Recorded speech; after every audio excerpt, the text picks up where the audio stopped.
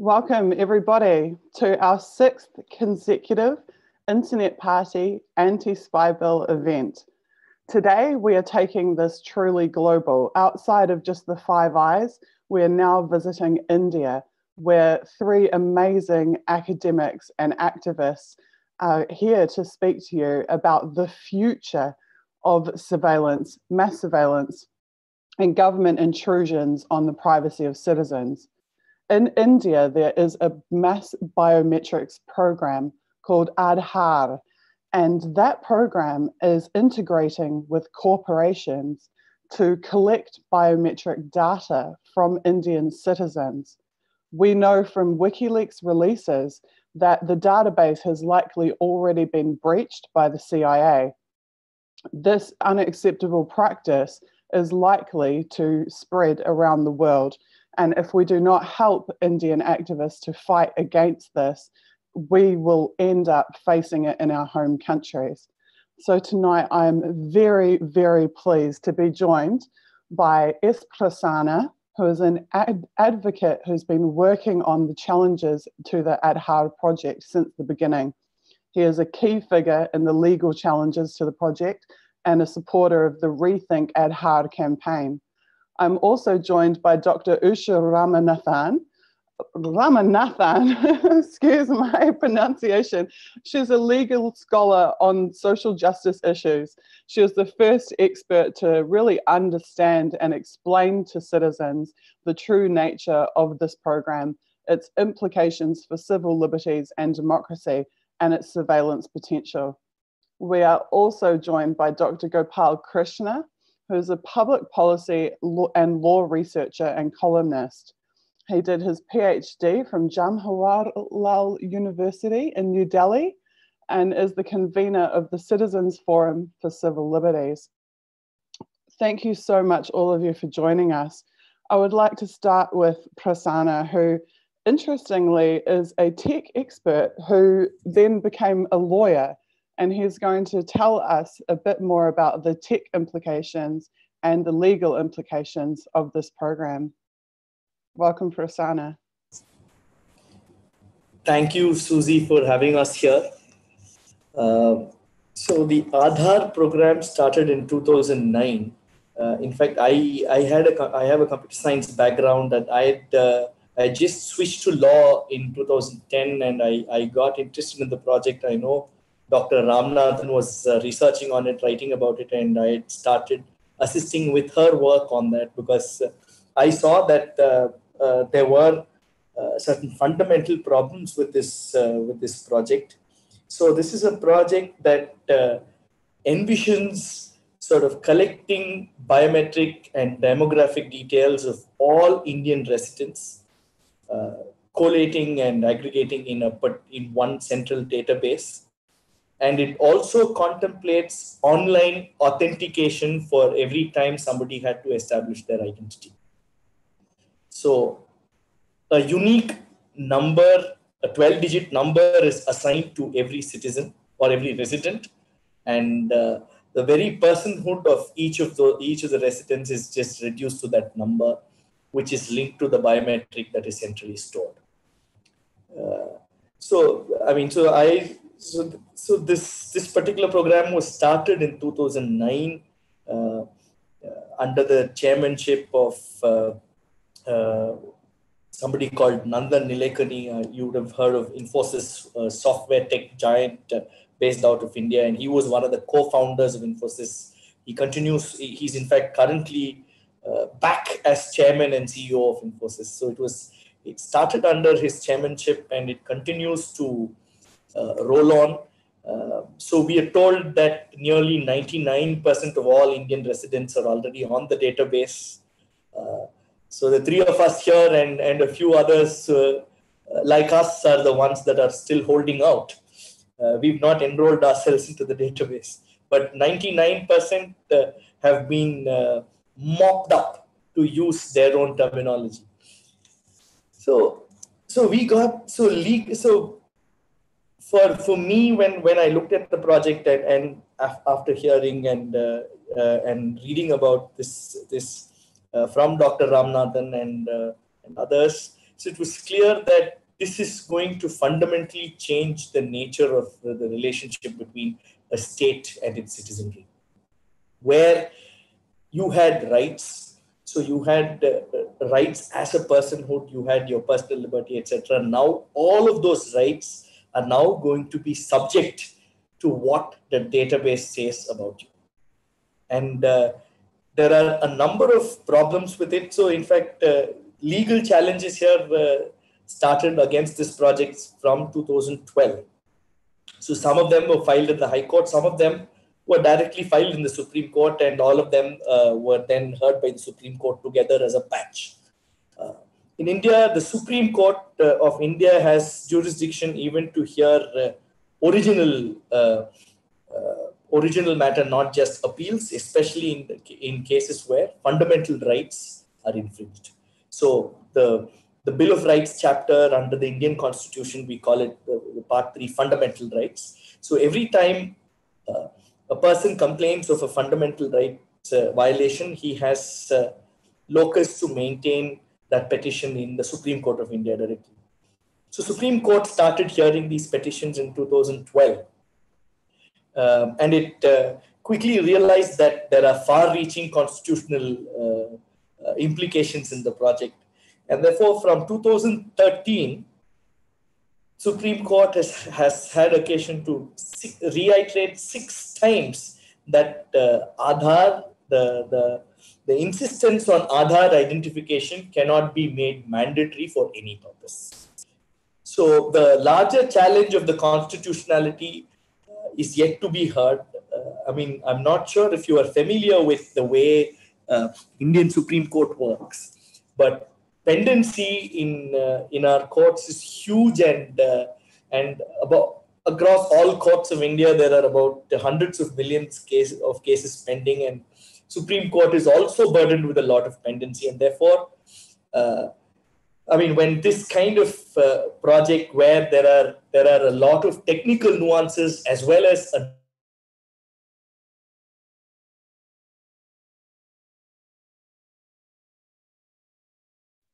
Prasanna, I think your connection has just frozen for a moment. We'll give you a minute and let you come back to it. Just drop. Okay. Dr. Utha Ramanathan, you have been involved in this from the beginning. I think many consider you to be the pioneer of activism on this issue. Can you please explain to us what the real impacts on the Indian people are of this program? To get that, it's important to say what the project itself is. And I think some of what I'm going to say will be cryptic. We can unpack them over time. But I just want to start with saying this, that this is an exercise for databasing a whole population. Its primary purpose is databasing. And databasing and then using it for whatever purposes people who have control over the database can use it. The important thing about this is that it was not even called an identity project. From the beginning, it was called an identification project. And that's significant because the idea has always been that whoever it is at the other end, the data controller, should be able to identify people. It doesn't help us, it doesn't create an identity that we can ourselves use. And the third thing is that and for the corporate interest is reflected in this, that it's about creating an identity platform on which they can create multiple apps. It's about creating more businesses. Interestingly, in a recent interview, Mr. Nilekani, who's been spearheading this whole effort to gather, like Prasanna said, mop us all up and put us on databases so that we can be used in whatever way they want to use us. He has recently brought in a new economic philosophy called the trickle-up philosophy. In India, when we became independent and we started having our first economic policies, they said that we need to create wealth so that some of it can trickle down to people who don't have any. Now, Mr. Nilekani says that people in India don't have wealth, but they have something that we want, and that's data about themselves. So he says that data is going to trickle up, And the wealth that will create, you will get a little small portion. Maybe you'll get credit because of the kind of data that trickles up. Your digital footprints will give you a presence which corporates may then address. It's a kind of unashamed statement of what little people have trickling up so that people can make whatever money they want of us. So there are two agendas that we see going simultaneously. One is the state agenda, which has been created for them. That imagination has been created for them by the corporate interest. Because actually, in the previous government which set this in place, after about 3-4 years of the project having been, after about 3-4 years of the project having been in place already, ministers were asking, what is this project? Is this a number or is this a card? They had no idea what they were dealing with. So this was an imagination that had been fed. I mean, it was a project that had been fed to the government with different kinds of agenda each time. Currently, it's not just that it's a biometric project, it is also what is called a seeding project, where every database, every place where you might have a presence, every time you might use the database, you've got to put your number in there and reflect your presence so that you should be visible. Interestingly, the way this has been done is by the wrong person asking the question. Normally, if somebody violates my privacy, I would want to know from them, why do you want to violate my privacy? What gives you the right? And what is your interest in it? Instead, what we are seeing happening is when we say, how can you have a project like this, which is going to surveil us, which is going to strip us of our privacy in the way in which you're planning to do it? They turned out and say, why do you want privacy? If you're not committing a crime, if you're not a wrongdoer, if you have nothing to hide, why would you want privacy? So it's like wanting privacy itself becomes a primary crime. All of this has been done. See, after all, a project as illegitimate as this has to find its legitimacy somewhere. So they've been trying to create that legitimacy from the beginning by saying that the poor in this country don't have IDs and they have a problem. So to produce the ID for them, that's why you have this project. And what we've seen over this period from the beginning, it was a hypothesis when we first stated it, and it's now a proven hypothesis. That hypothesis is proven that the poor, in fact, you see the biometric part of the project was completely untested when it began. We wondered at the beginning when it is so, and it is not something that I'm just saying, it is from their own documents, that it had never been tested, not just in India, but in no developing country. And a little while, at a certain point in the history of this project, when it seemed like they might have to reveal what is in their biometric database to persons outside the project, they changed their tack and they brought in a thing called a research center within the UIDAI, which is the agency which is dealing with this Aadhaar project, and which said that the nature and diversity of India's working population makes biometrics a challenge. And since it's a challenge, they're going to do research on it. They started collecting in 2010. We see this in 2015 on their website. And then they bring in a law which says biometric data cannot be shown to anybody. It won't be shown to anyone in the national interest, not in the interest for court orders, nor will it be shown to me. My own biometrics won't be shown to me because they are protecting my privacy. So that's the extent of absurdity of the biometric part of this project. And it's interesting that in the places where they want to create their businesses, they do not want to have biometrics being used. So the current business that they've already identified is cashless. Cashlessness is important for them because if it is digital transactions, they can track us and trace us much better. They say it openly. There's a Credit Suisse document, financials document of 2016. The preface is written by Mr. Nilekani, and he says it in so many words that what they intend to do is to make us leave digital footprints everywhere. They are not interested in these small transaction costs that they can collect from us, so long as we give detailed information about ourselves to them, from which they can make products and services. For the poor, so when it comes to digital transactions, they say, we don't want to use biometrics. We would like to use two-factor authentication of some other kind. Why? Because biometrics is unreliable because of connectivity problems, because there are problems with the point of service device. So they say, we don't want it. But when it comes to the poor getting their rations, getting their food, getting their grain, which they collect through a governmental system, they say that there you use biometrics. The failure rate is, at an average, it is about 25 to 30%. And in places, it goes way beyond where it has not even been tested. They don't go back. There is no feedback loop on any of this. That's the kind of project that we are dealing with. So just a word to say that, one lesson that we have from this is that when either a state or the promoter of a project tells us that this is where we have to look, in this case, they said where you have to look is our concern for the poor. It's important for us to see it, to know that's not what it is, and to look wherever else you need to look. This is about data as the new property of corporations, and data as a method of surveillance of populations and the production of obedience among populations. Wow, there is so much there to unpack. I think there is a lot of parallels to the mass surveillance projects around the world, which have also been justified by this idea of if you have nothing to hide, you have nothing to fear. Of course, it usually turns out that it is the government who has the most to hide and the citizens who have the most to fear. I would like to move on now to Dr. Gopal Krishna. Gopal, I'm not sure how your sound is, but let's try it out.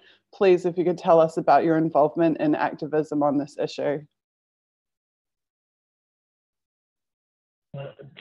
On 28th September 2017, this year, it will be 7 years of struggle or opposition movement against this project, which is the world's biggest database project.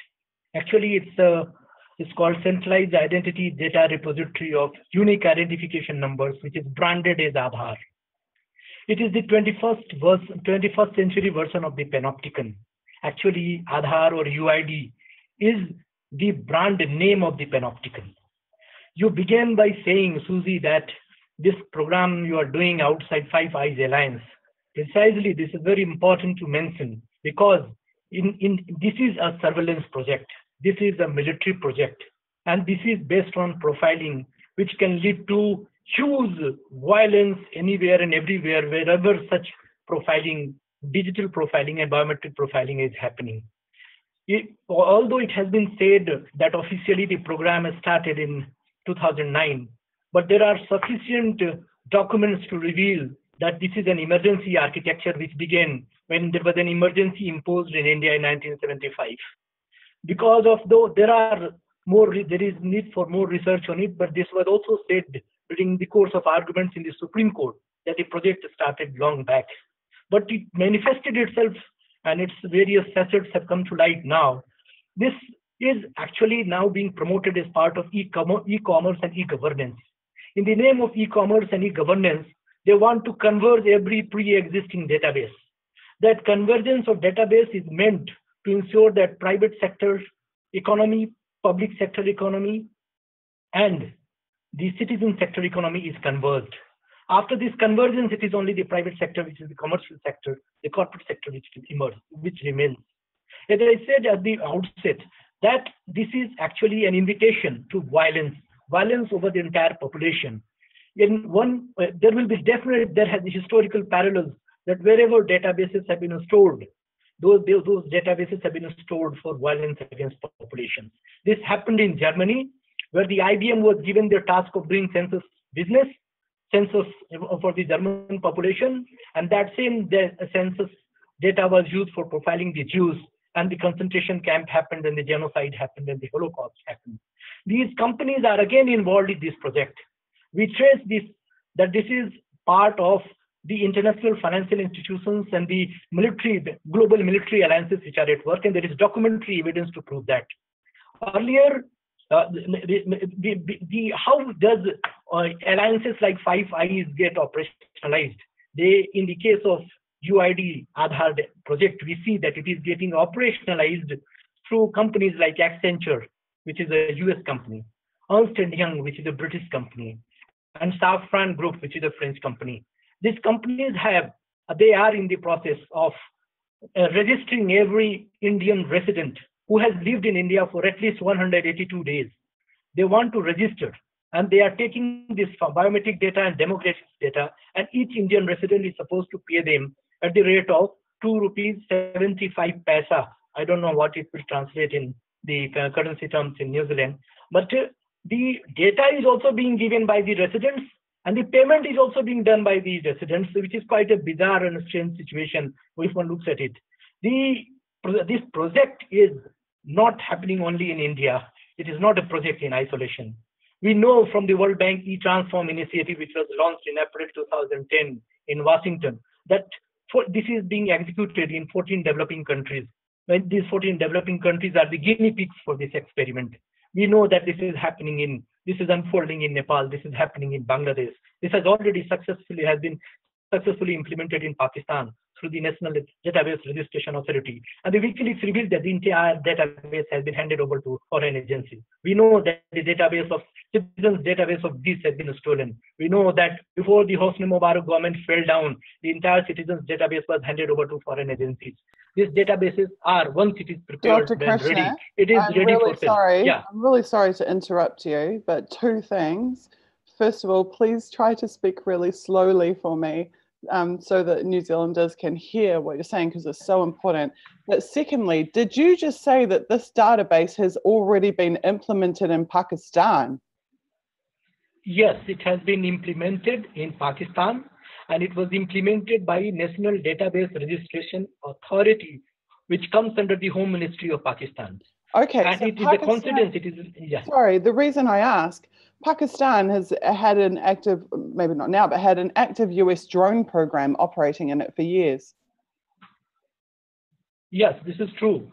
But what is happening is that these projects are being executed in these developing countries in different disguises. In Nepal, it is being used, it is being promoted by linking it with voter identification. In Pakistan, it was for citizens registration. In India, it is for welfare measures of Indian residents. And likewise, in other developing countries, this is happening.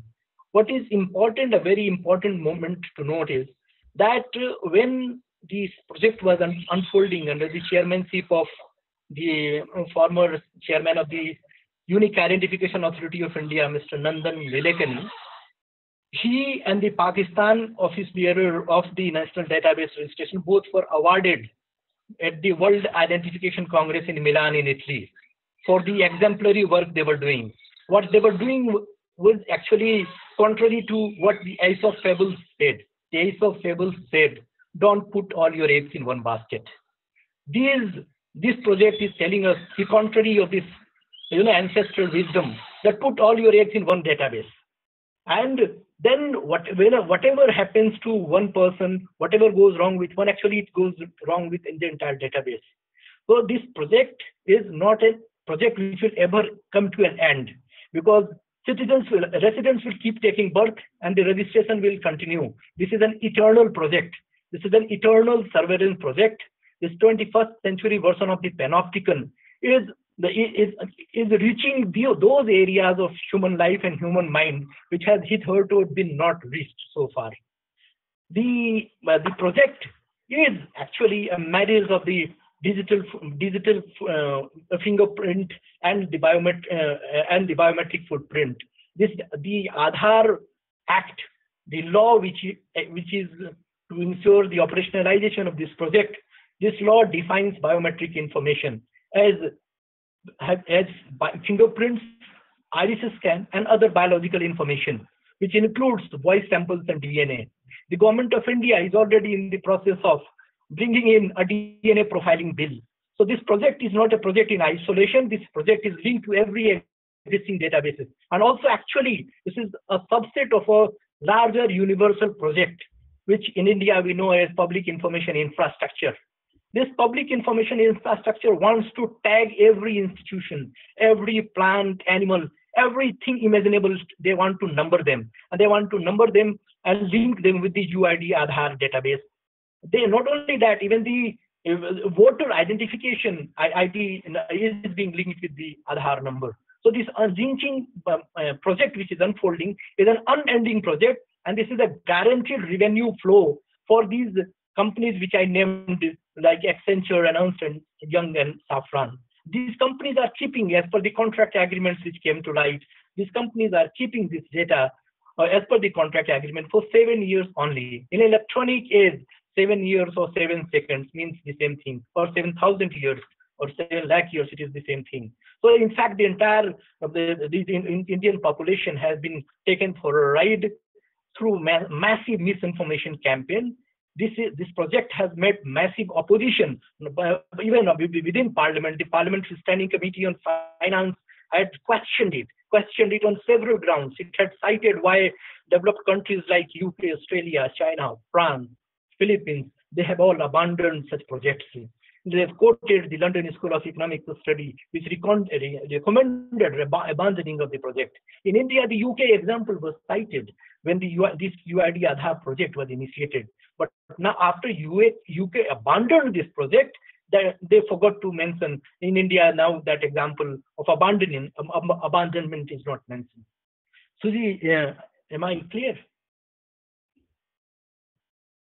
You certainly are clear. I'm just quite shocked.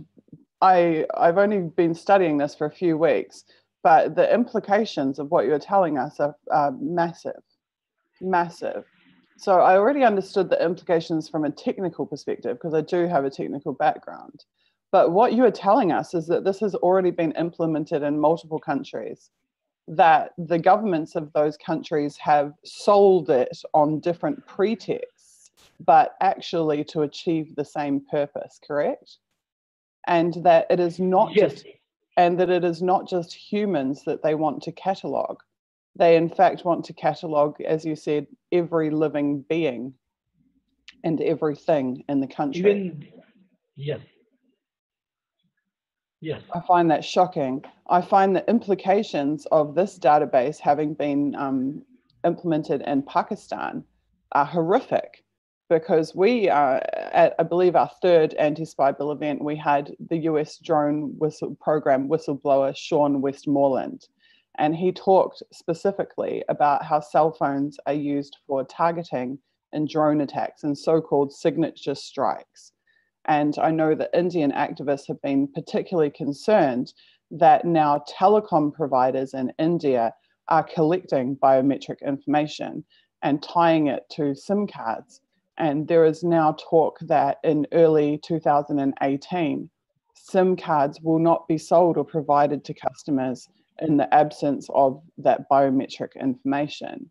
So when you tie biometric information to SIM cards and to telecom providers, and then though the SSNs of those phones are used as what we call drone addresses, then what that gives you in the future is the ability for the government to target any Indian citizen who's in that database with a drone strike, or worse, for, if you can imagine worse, for a foreign government who has managed to appropriate the data from that database to also then use it. So should the US government or any other government decide to implement a drone program in India, they would be able to target virtually anybody in the country.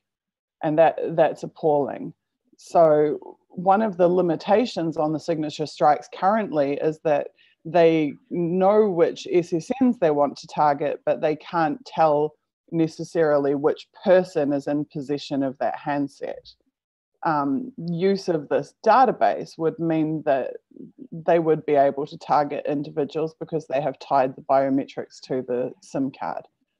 I find that to be beyond Orwellian. It's actually worse than an Orwellian invasion. The idea that extrajudicial assassinations can be performed based on biometrics being tied to SIM cards. Actually, Prasanna, I was hoping to ask you about that issue.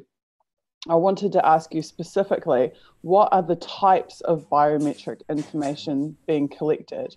Also, what are the different types of corporations who are involved in collecting this biometric data? Yeah, sure. Thanks, Susie, and apologies to all. I had a bad connection. I had to shift to a mobile internet connection.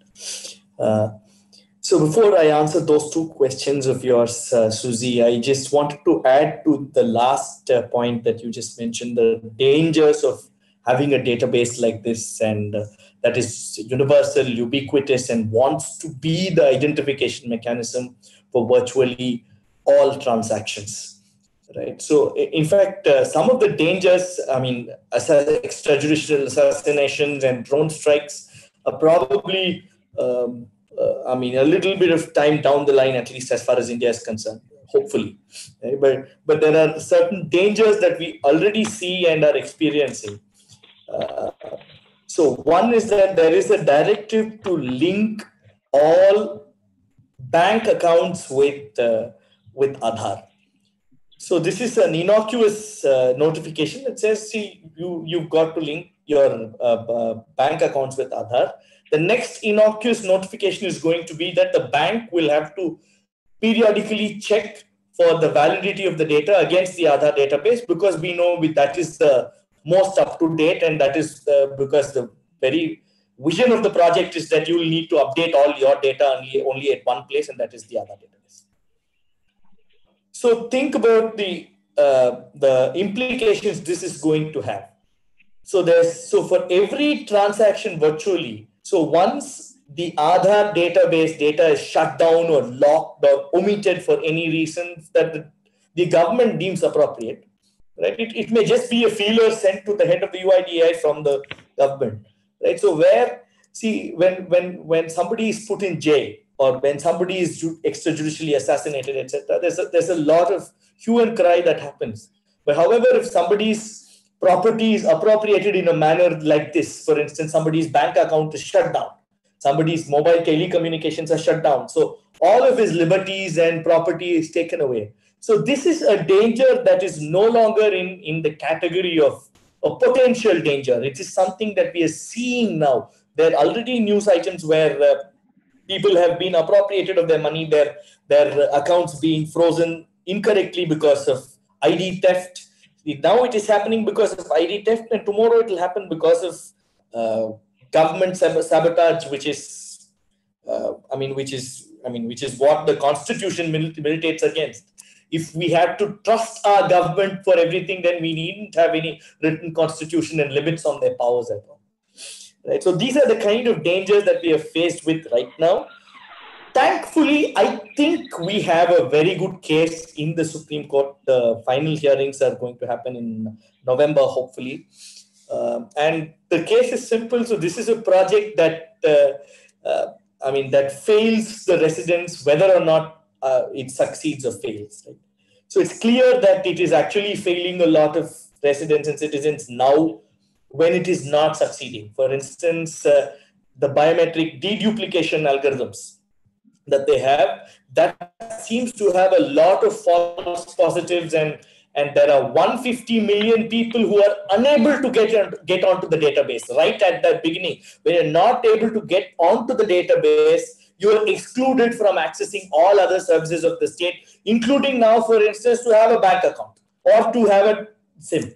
Now, if you are right at the door, so and then if the authentication, if your biometric authentication does not work, because biometric algorithms, as we know, are not exact science. They're heavily heuristic based, and a lot of assumptions go into it, including the fact that every biometric every person has a unique biometric. Even that assumption continues till date to be an untested assumption. And then the technology and the efficacy of technology around that.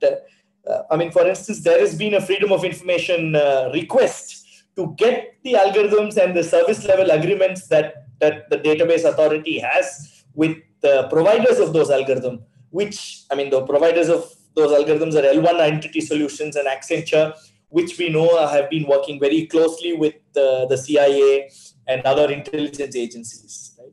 So these are the corporations that are providing the algorithm, but the public are shielded from seeing as to what the service level agreements on those algorithms are. Right? We do not know what is this promised false positive rate or the false negative rate from those algorithms, and there is no way. Even the authority has no rights to audit the algorithms or the programs that are used to, say, exclude people, 150 million as it stands today. Right? This is from the authority that says 150 million people are unable to get onto the database. And then the authentication failure rates being 50%. Right? So therefore, the evidence before the court as to how citizens are doomed when the project fails is clear. And then there is also evidence to say that when the project succeeds, because in its vision, it is a panopticon. It wants to be the database that controls every transaction of a citizen that has with the state, not just with the state, any transaction that he does in his course of life, whether it is to just open his door, get onto the tolled highway, or get into a hospital, get into a bank, to get into an ATM, for every transaction. That is the vision of the project. So therefore, I think the legal challenge is more as to the air time that we get with the Supreme Court, rather than whether or not we would succeed in this. But to coming back to the questions that you asked, Susie, as the relationship with the corporations, etc. So, in fact, it is the litigation that had actually forced the setting up of the authority as a statutory authority. In fact, the initial idea was not to have this as a statutory authority, because once you are a statutory authority, then you are answerable to the public in many ways, including to the comptroller and the auditor general. Then you will need to honor freedom of information requests. Then the High Court or the Supreme Court can pull you up for violations of fundamental rights. Right? In fact, they wanted to avoid this. They wanted to register this as a company, as many other similar utilities are being done in India. For instance, now we also have a new indirect tax regime called the Goods and Services Tax. And the technology backbone for the Goods and Services Tax is what is called the Goods and Services Tax Network, which is not a statutory authority, which is not an authority under the Constitution, which it is a company registered under a natural monopolistic company registered under the Companies Act, where the government has less than a majority stake. This is to make sure that it is not answerable to the public in any way. Right? And similarly, there are a number of, so the GSTN wants to have access to every invoice that is raised in the country. So unless an invoice is raised and reported with the GSTN, so the transaction that happens through such an invoice is going to be virtually illegal. Right? And those are the kind of, so where every bill payment is now having to go through what is called the Bharat Bill Pay system. So, and similarly, so there are similar utilities that are being created. They wanted Aadhaar, the database authority, also to be such a company with the stake of the government being less than majority. But however, this litigation and the interim orders that have been passed by the Supreme Court have actually forced them to create it as a statutory authority. In many ways, more answerable than it would have been otherwise. The way in which the relationship with the corporations have panned out. So, as I said, the relationship with L1 and Accenture for biometric matching and biometric algorithms, right, is deeply problematic. And also, because corporations don't worry about, say, constitutional questions like what is happening to the citizens, the relationship between the state and citizen, etc. For instance, let me give you an instance. If there is an algorithm of a biometric matching algorithm that works better against Caucasian fingers than colored fingers, right? That's an algorithm that will be unconstitutional. But there is no way in which one can prove that in a court of law, because there is so much asymmetry of information. And corporations are not going to burden themselves with questions such as these, right? So therefore, that is one level of problems that we see with proprietary technology and technology-assisted decision-making, where technology is provided for by corporations, for-profit corporations that have no interest in upholding constitutional values. So that's one level. And the other level is the power itself, the amount of cronyism that is there in trying to get these corporations to provide technology, and the kind of power that is turned over from the state. So because all of this power is entrusted to the state, and all of this is virtually handed over, all of this power to the corporations, because they are now the technology provider, and therefore they make all the decisions, and the state is virtually withdrawing and abdicating its responsibility in letting these corporations make these decisions that are intimate and necessary for citizens to exercise their rights. Guys, I took the step of inviting Sean Westmoreland, who is the US Drone Program whistleblower, to join us, because I think that these topics, these issues are inherently interlinked. And I would like for each of you to have the opportunity to pick Sean's brain about the marriage of ADAR with weaponized drone systems, the potential for it. And likewise, I think Sean will have questions for you guys. Sean, are you there?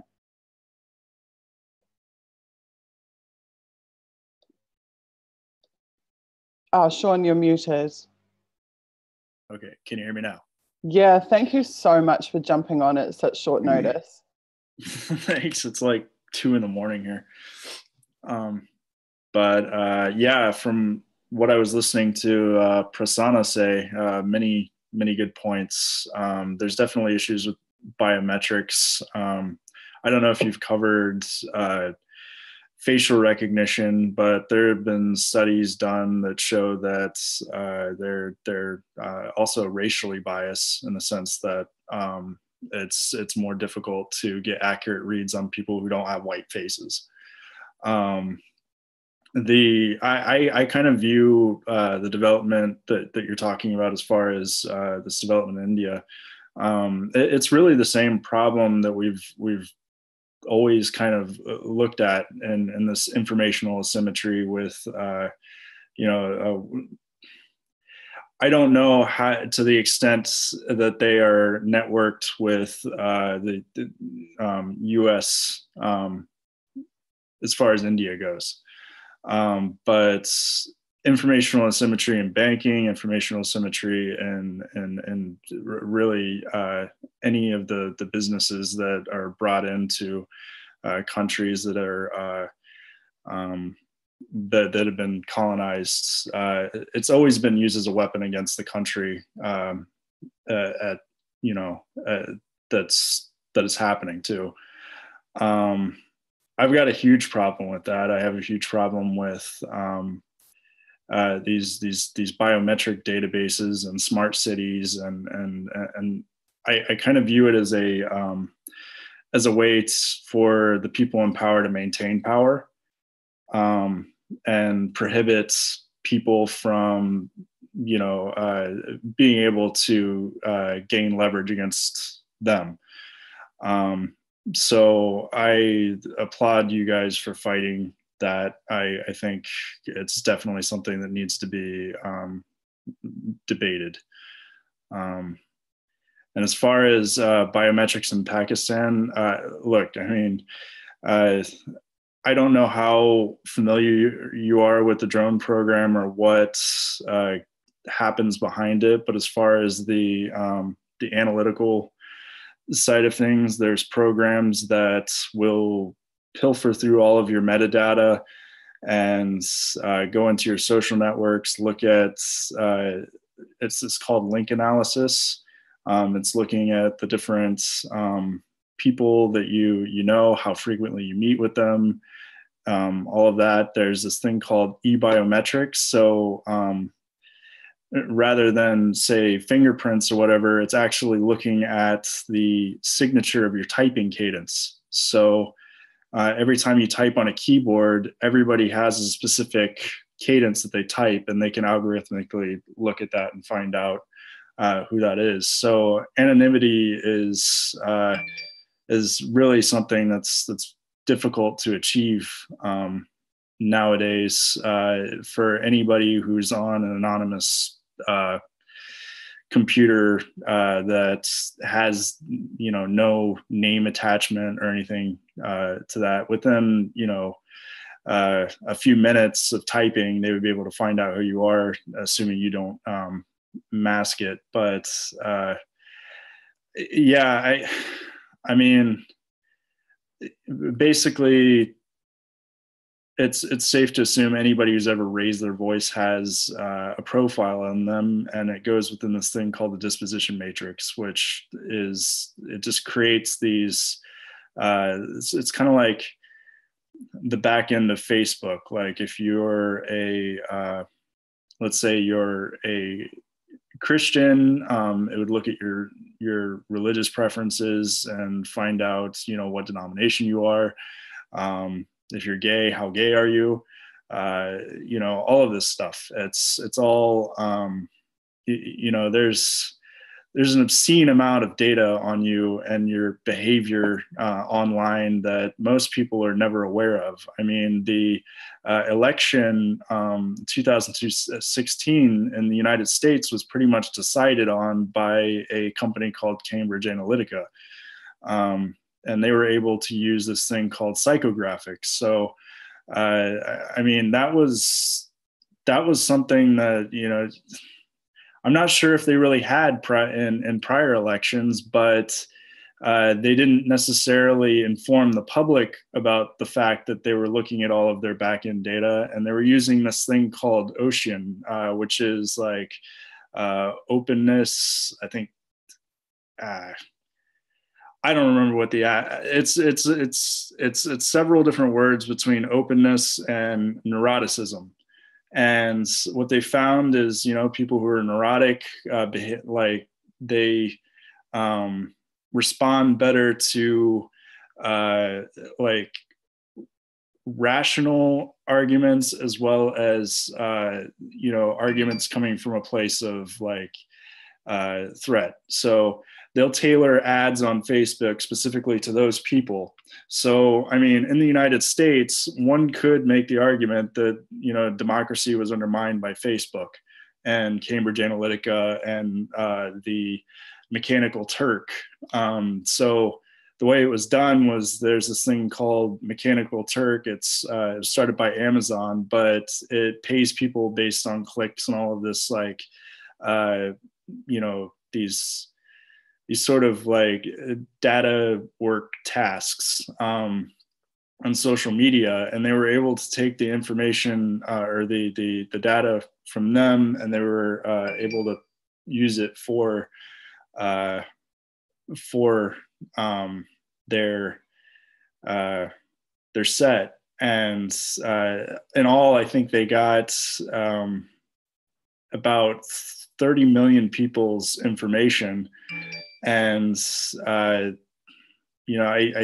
think it's things like this that, if people aren't aware of it, if they aren't aware of exactly what's being used, it's very undermining to democracy. So more than just like worrying about drones or the arrest of political dissidents, it kind of it works in the same way that the gerrymandering or any of the other means of corrupting democratic processes work. So yeah, biometrics is a really funny thing, and it's really, it could be viewed as a tool of power to keep the people on the bottom and the people at the top. So yeah. Usha, is there anything that you would like to ask Sean, given the depth of his knowledge about the drone program? Yeah, I was actually, what we've read about it, and we've kind of tabs as much as we could. There is a lot in terms of centralizing of control through convergence of information. And one of the problems that I know I have with the way the Indian project is being characterized it is being characterized as a biometric project. It's not just a biometric project. Biometrics is, you're right. Biometrics helps in deciding who to exclude, who to keep in. And it's an experiment, like I've been saying forever, it's an experiment on a whole population. It works, it works. If it doesn't work, they have alternatives. Because what they really want is not the uniqueness, because they know that the uniqueness cannot be through biometrics anyway, but uniqueness in terms of being able to number everybody so that you can have ubiquity. And that's what we are, that's what we are facing today, where your existence in any point will be identified through that number. So you've got to register the number and repeatedly report to that number. It's more oppressive than you can imagine. That, it's not just about getting onto a database, which is bad enough, because just the insecurity of having everyone on one database and all of it controlled by governments which have been the most corrupt. So in the 10 years before this project started in India, all the scams that we had, the corruption scams that we had, involved political people, bureaucrats, and companies. Companies were at the center of it. Now we find that they control all our data. So just getting onto the database is bad enough. But it's not just that. And in a sense, when I hear some of the corporates, it's trivial ambition masquerading as some kind of great global greatness. But what it is doing is it is producing tools which help in convergence, which help in profiling, which help in control without responsibility. And where I think, why the drone program became important for us to study was about the idea of remoteness of control, where you don't know who's controlling you. The controller very often doesn't know who it is. They are guessing and they are deciding what they want to do, because in any case, there is no responsibility attached to remote control. And that, there are various ways in which you can kill people. And there are multiple ways of killing people that's coming in through this. I mean, Gopal Krishna's was one way of looking at this idea of decimating populations. But there are many ways in which one can look at this, because we see now that using biometrics has become a way of excluding the poor and taking money out of that and putting it into whatever else the government wants to put it into. So the idea of welfare as being directly linked with criminality has become part of the dominant narrative today. And it's one way, it's a kind of mini genocide that happens when you do this. And it doesn't seem to matter at all. And all this is about remoteness. And I know you, I can see you. Like our Attorney General said in court, you may want to be forgotten, but the state never wants to forget you. I mean, it was ominous as hell, hearing that in court. But there is one other element which I was wanting to check with you about, because, there is a certain kind of envy that exists among all these technology corporations.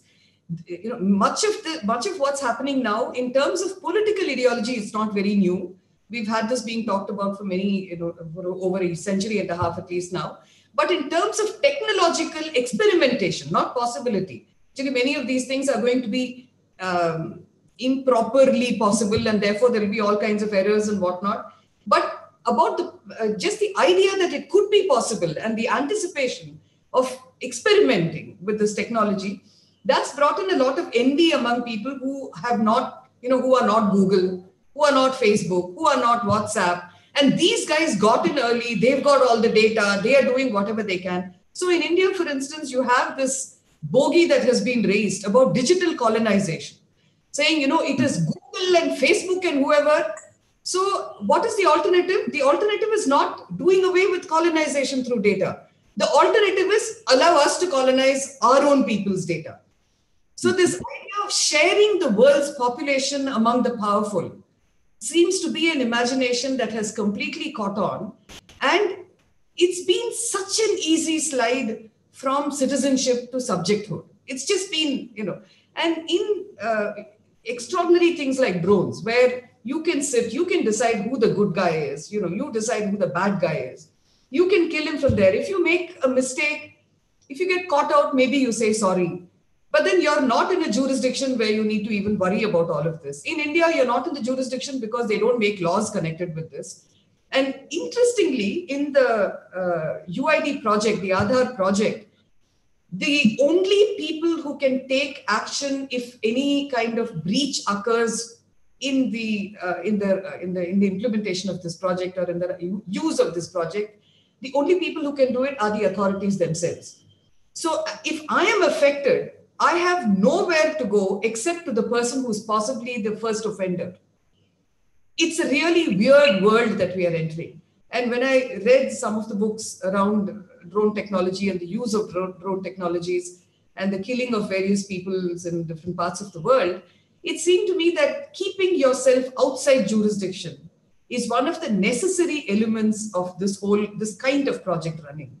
So I just wondered how you viewed it.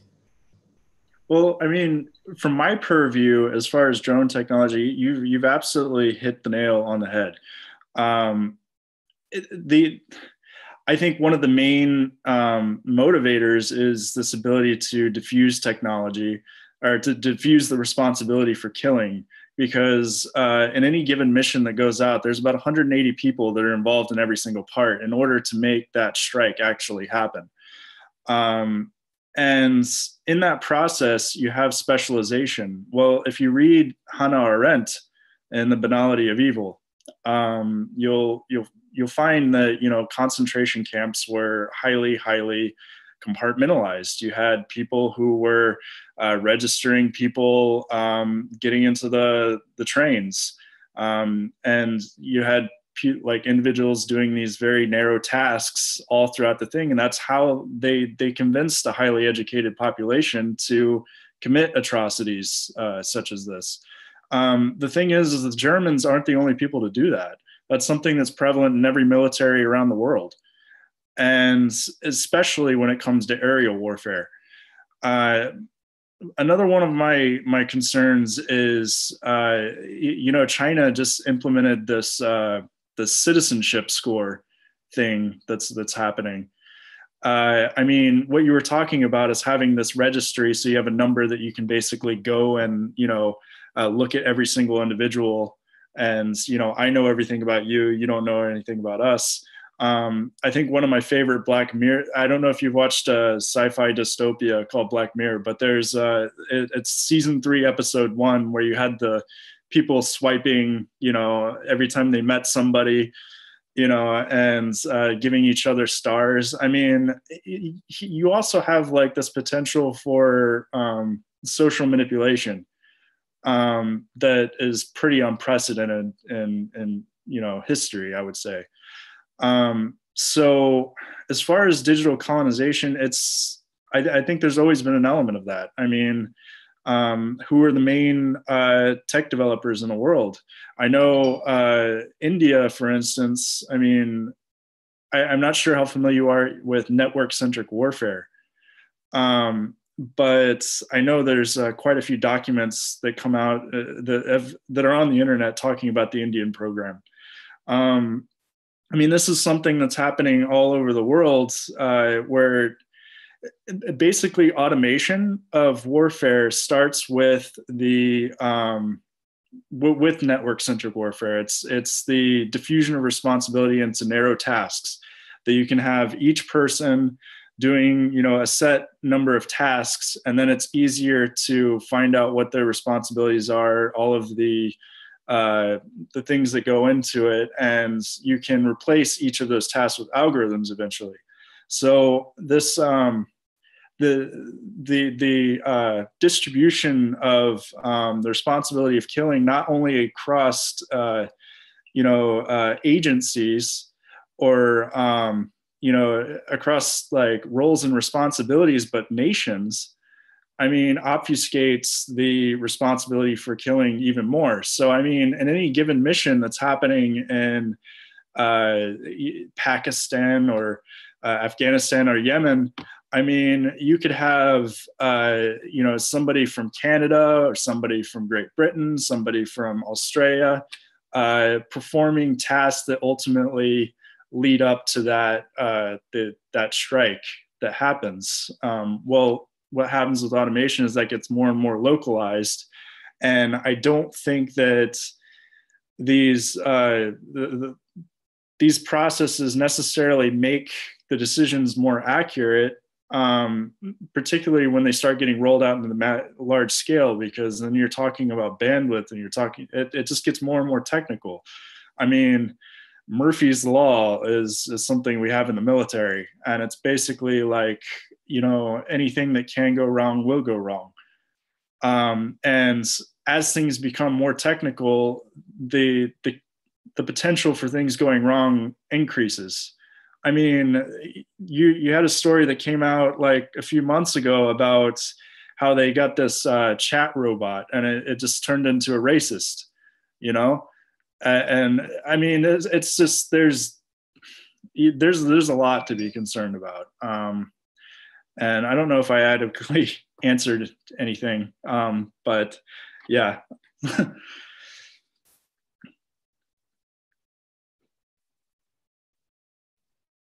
Prasanna, I'm interested from a technical and legal perspective, what questions you have for Sean?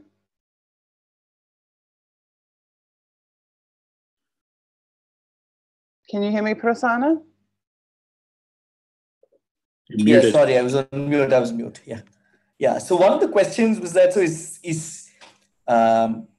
I know there are organizations such as, say, Privacy International, the World Privacy Forum, and stuff. But is there an alliance against these kind of central identification systems that we can evolve, or if there is one already, and how? So that's one question, right? So how do we kind of feed off each other's learnings in trying to resist the march of the powerful surveillance state that we are all faced with in various countries in different ways? The other question is how do we make our resistance more sophisticated? How can we more sophisticatedly mix as much noise as possible, such that signal mining for these corporations and powerful states become that much more difficult? So how do we empower citizenry to with tools that will help with more sophisticated resistance? So those will be my two questions. As far as tools, I think we're going to have to. I know there's people who are developing interfaces between like little paging systems that kind of use the Tor network in between the little paging device and your computer. So it would, I don't know exactly how it works, but it definitely, it's intended to throw off the eBiometrics side. But I mean, any developments in decentralized networks is I think pretty important. I mean, peer-to-peer mesh networking, really anything that's going to be connected to, a regular ISP or whatever is susceptible to surveillance. And I think something that was really interesting, and it's just a thought that came to mind on this talk of surveillance and informational asymmetry is something that Julian Assange said, actually, when he was talking about how surveillance is really just a way. It's sort of like the way out of fixing actual social problems. So the people in dominant positions are like, all right, there's all this violence that's happening in our country. In the United States, you have the drug war, which was conveniently a way to lock up a lot of Black people. And now, I mean, you have surveillance, and as somebody who, when somebody is under surveillance, their behavior changes. Whenever somebody is being watched, they typically, the theory is that they behave themselves. So, I mean, that works in a number of different ways. Like, sure, it might stop crime, but it also might stop legitimate political dissent. And that's something that, we all need to be very aware of, and it needs to be brought, not just to the government level, but I think parallel systems,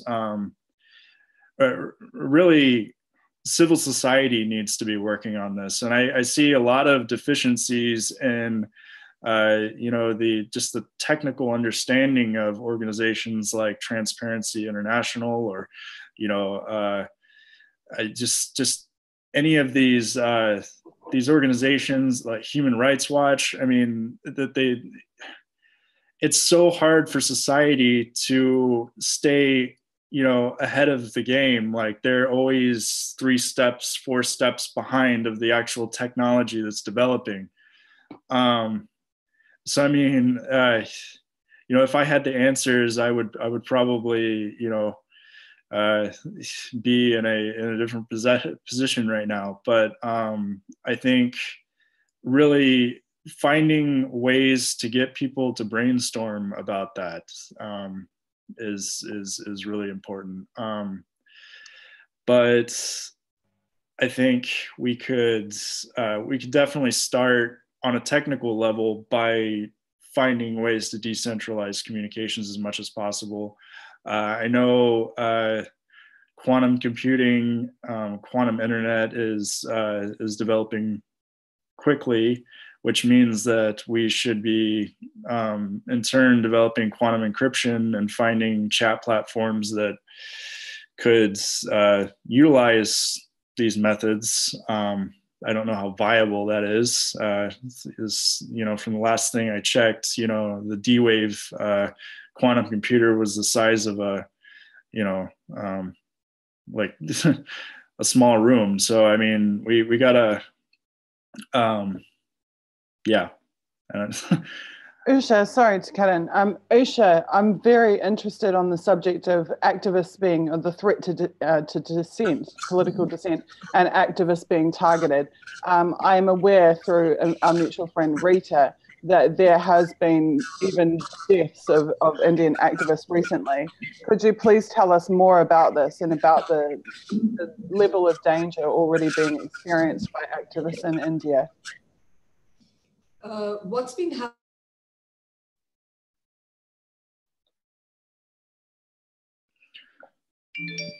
We've lost you there, Usha. Dr. Cres, Usha, are you with us? Yeah, I am. I can hear you clearly. Yeah. Sorry, go ahead. Okay. We've had a. Can you hear me now? I can't see you. Okay. Yes, we can. Okay. So we've had a problem that precedes the introduction of Aadhaar, but Aadhaar is an addition to this, and it will make it much simpler. What's been happening is that Gopal Krishna was talking to you about the PII, the kind of information system that they want to set up, where every individual, every resource, and every institution will each be uniquely identified, and all that information with rest with people. Because one of the problems of the developing world has been there has been an attempt to transfer resources from people to corporations.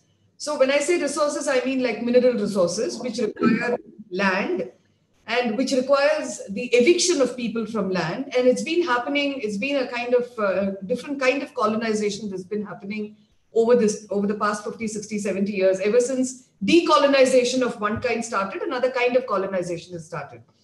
And while governments were undecided in the beginning, and they were like soon after independence in many countries, they worked with the people, and they included the people in their planning. Over time, the ambition of the state has become much more relatable to growth and to GDP growth and to competitiveness in the world. And in a place like India, the absurd idea of being being a superpower, of entering the global race in whatever way they want. So anything that is an impediment to that has been something that they want to come down heavily on. So one of the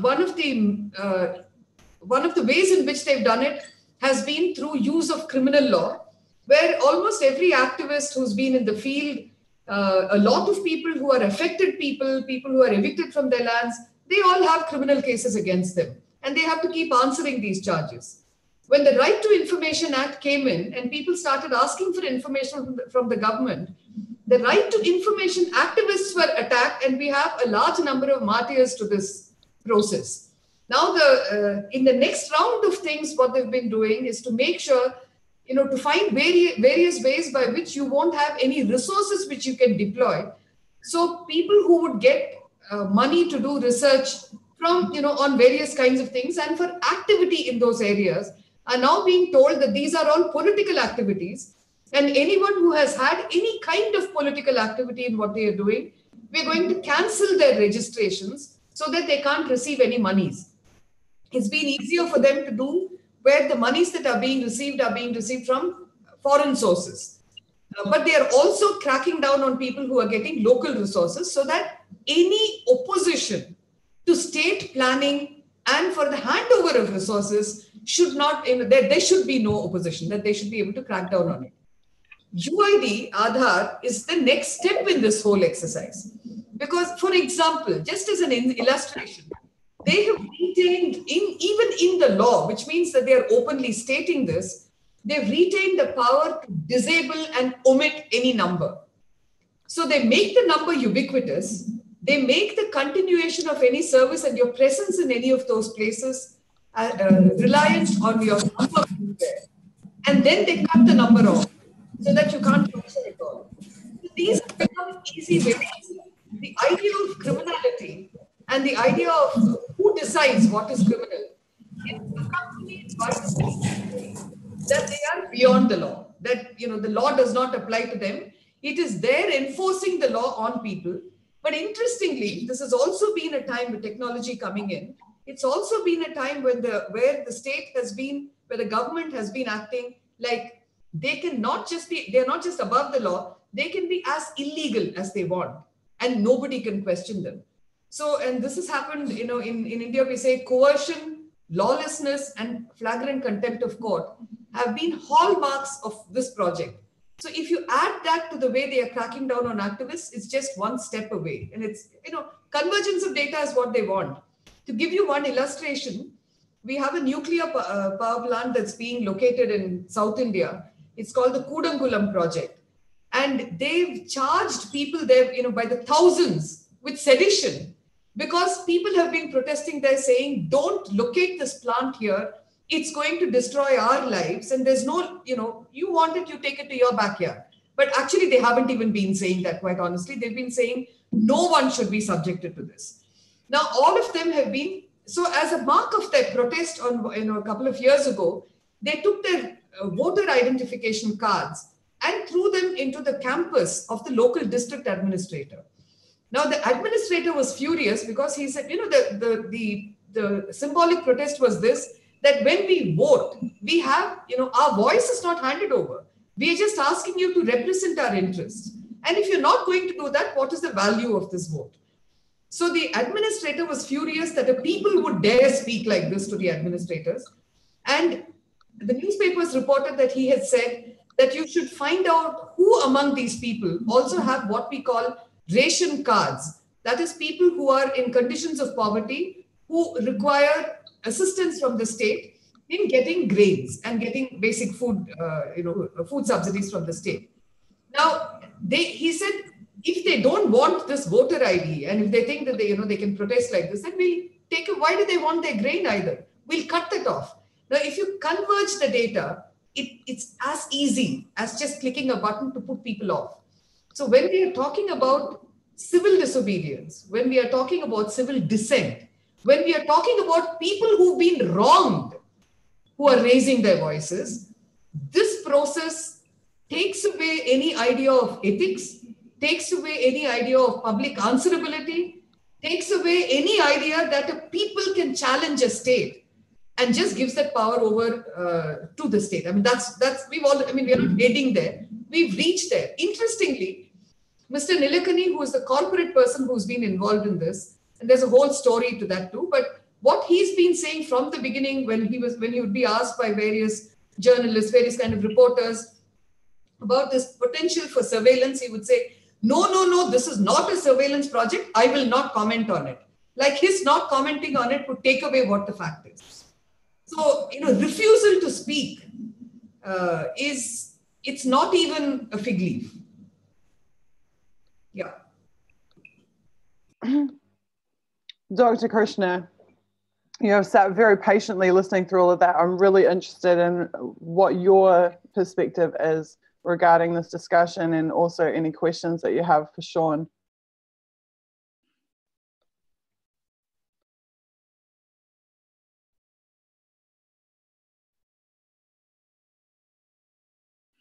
In near future where huge armed forces will become redundant for the drones, because profiling of dissenters, accomplices, collaborators, and also profiling of traders who believe in profit at any cost. So once this is done, where is the need for having huge armed forces? Will drones replace huge armed forces? This is one question for Sian. I will give my comments subsequently on other issues. Sian, can I help? Hi. So I think I heard the question. Were you talking about where people will be in? Because I can't hear you. I can't hear you very well. Like you. Can I repeat? I will repeat. Okay. I will repeat my question. Okay.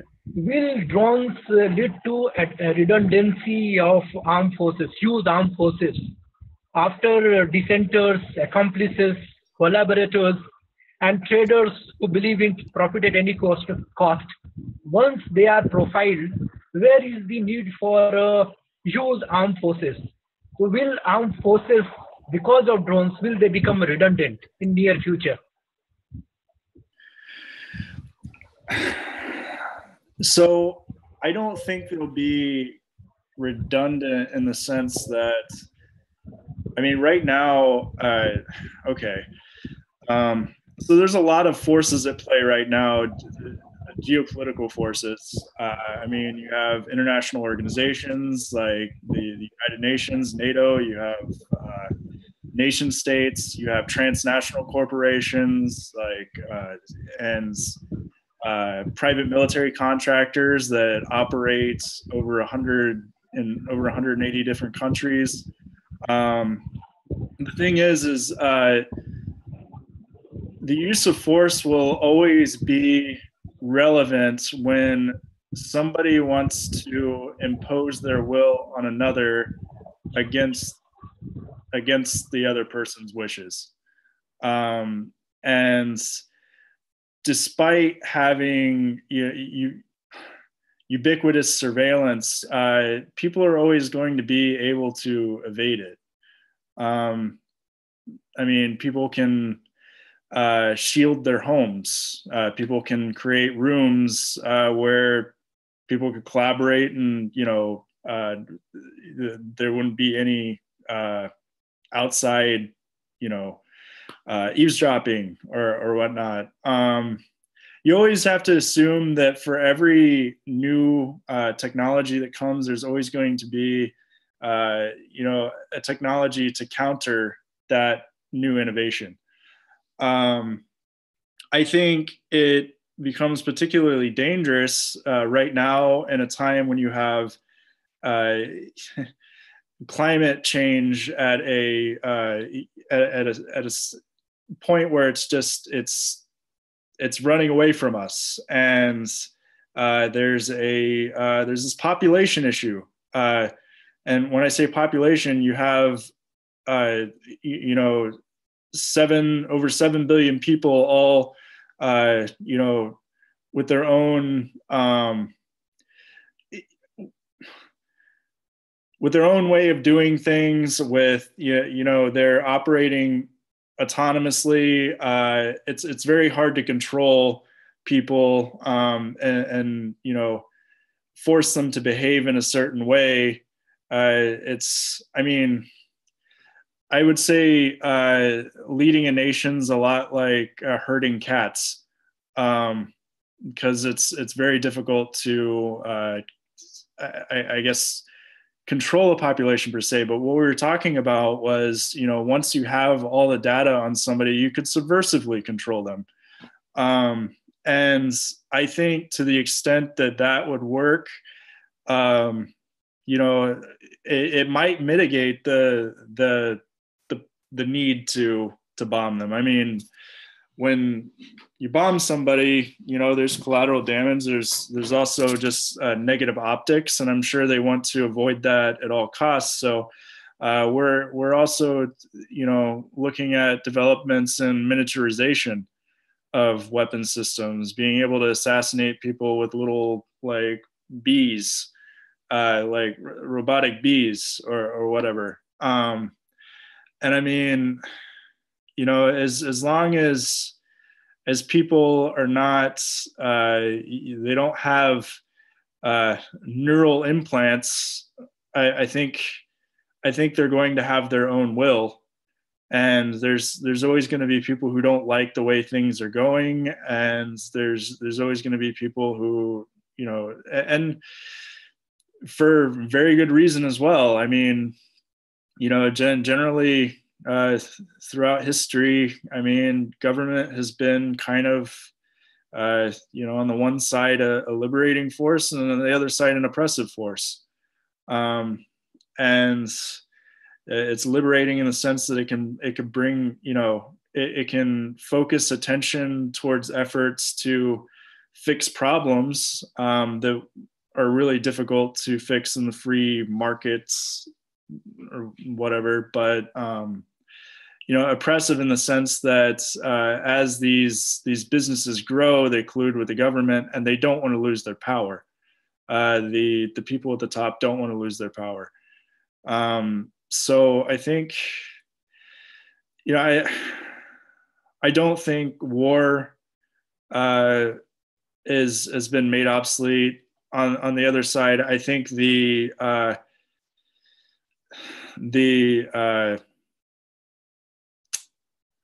propensity for large-scale violence against civilians has only increased with automation. And that's just my opinion, and that's why it worries me.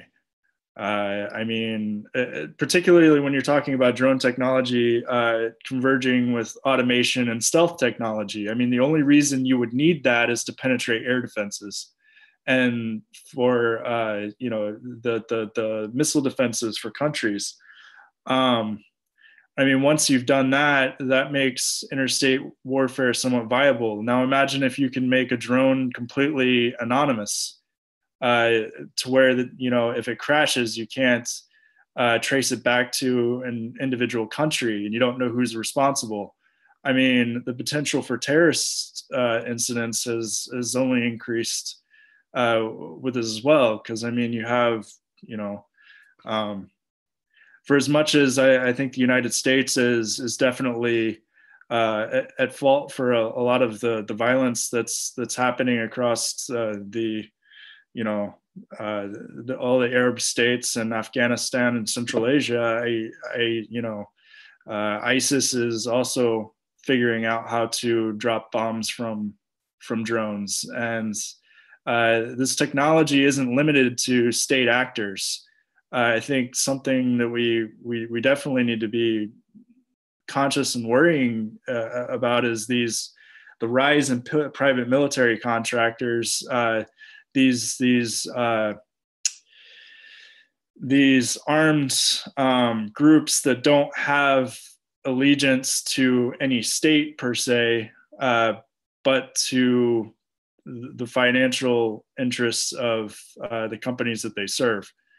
I mean, for instance, you have Eric Prince of Blackwater, now Academy, who has been trying for a few years to make himself the viceroy of Afghanistan. I mean, that's terrifying. It's absolutely terrifying, because if that happens, I mean, the whole idea of accountability is just it becomes very obfuscated. And it's not a new development. It's happened all through colonial history. I mean, with the East India Trading Company, I mean, it's basically kind of doing the same thing. It's not a standing army, but they have military capacity. I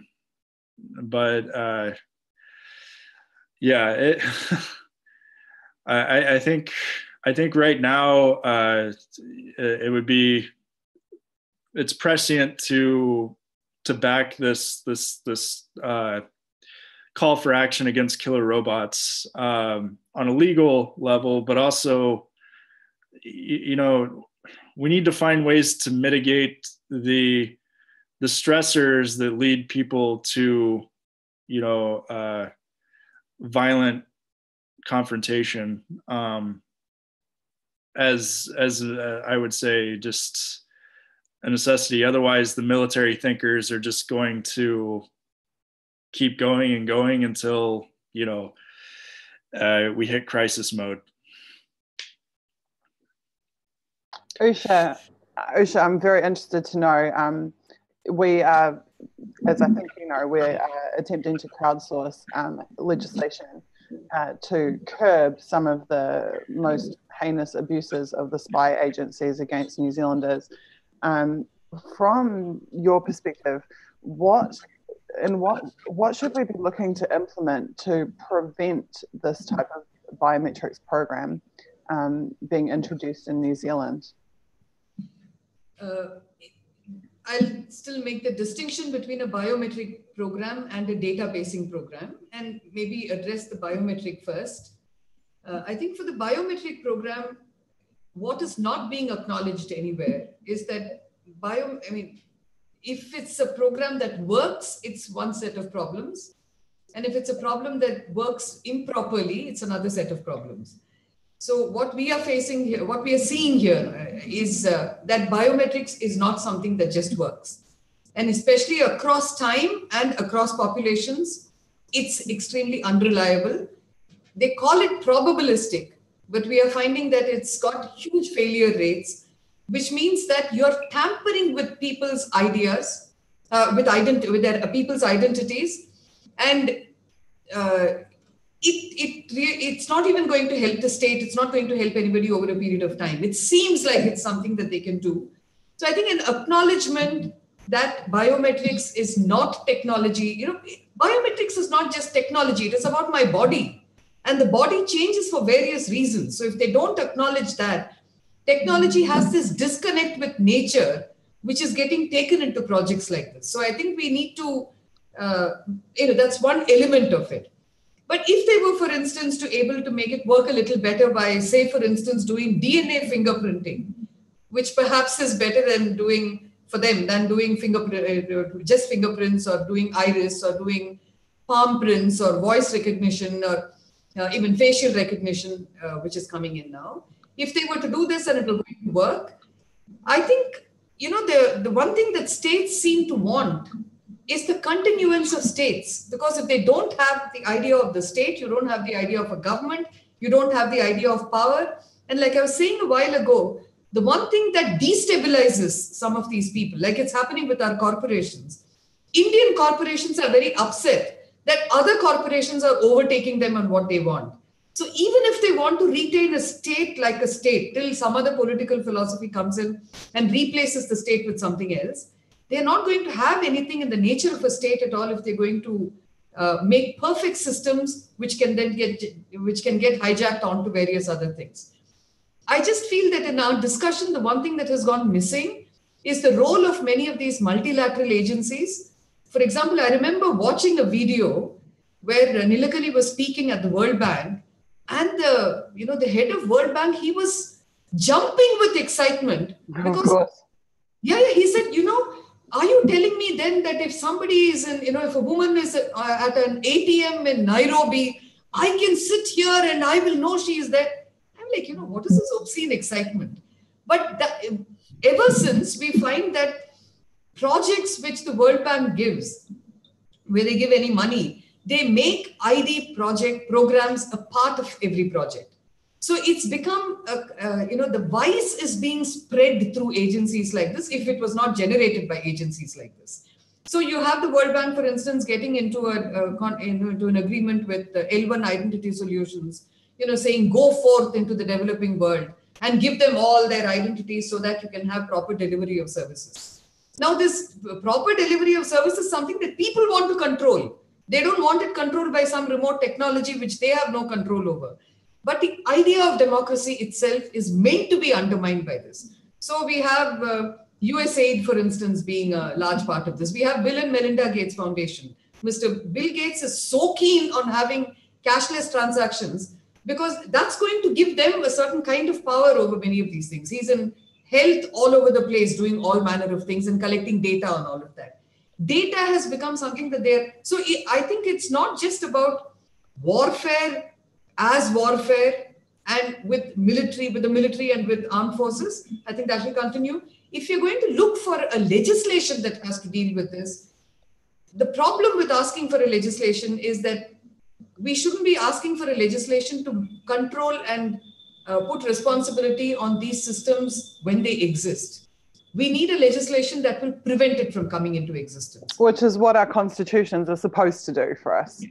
Yeah. So what we need is making principles precede program, which means that there are certain non-negotiables in the relationship between the state and the people, which have to be maintained in any program that comes in.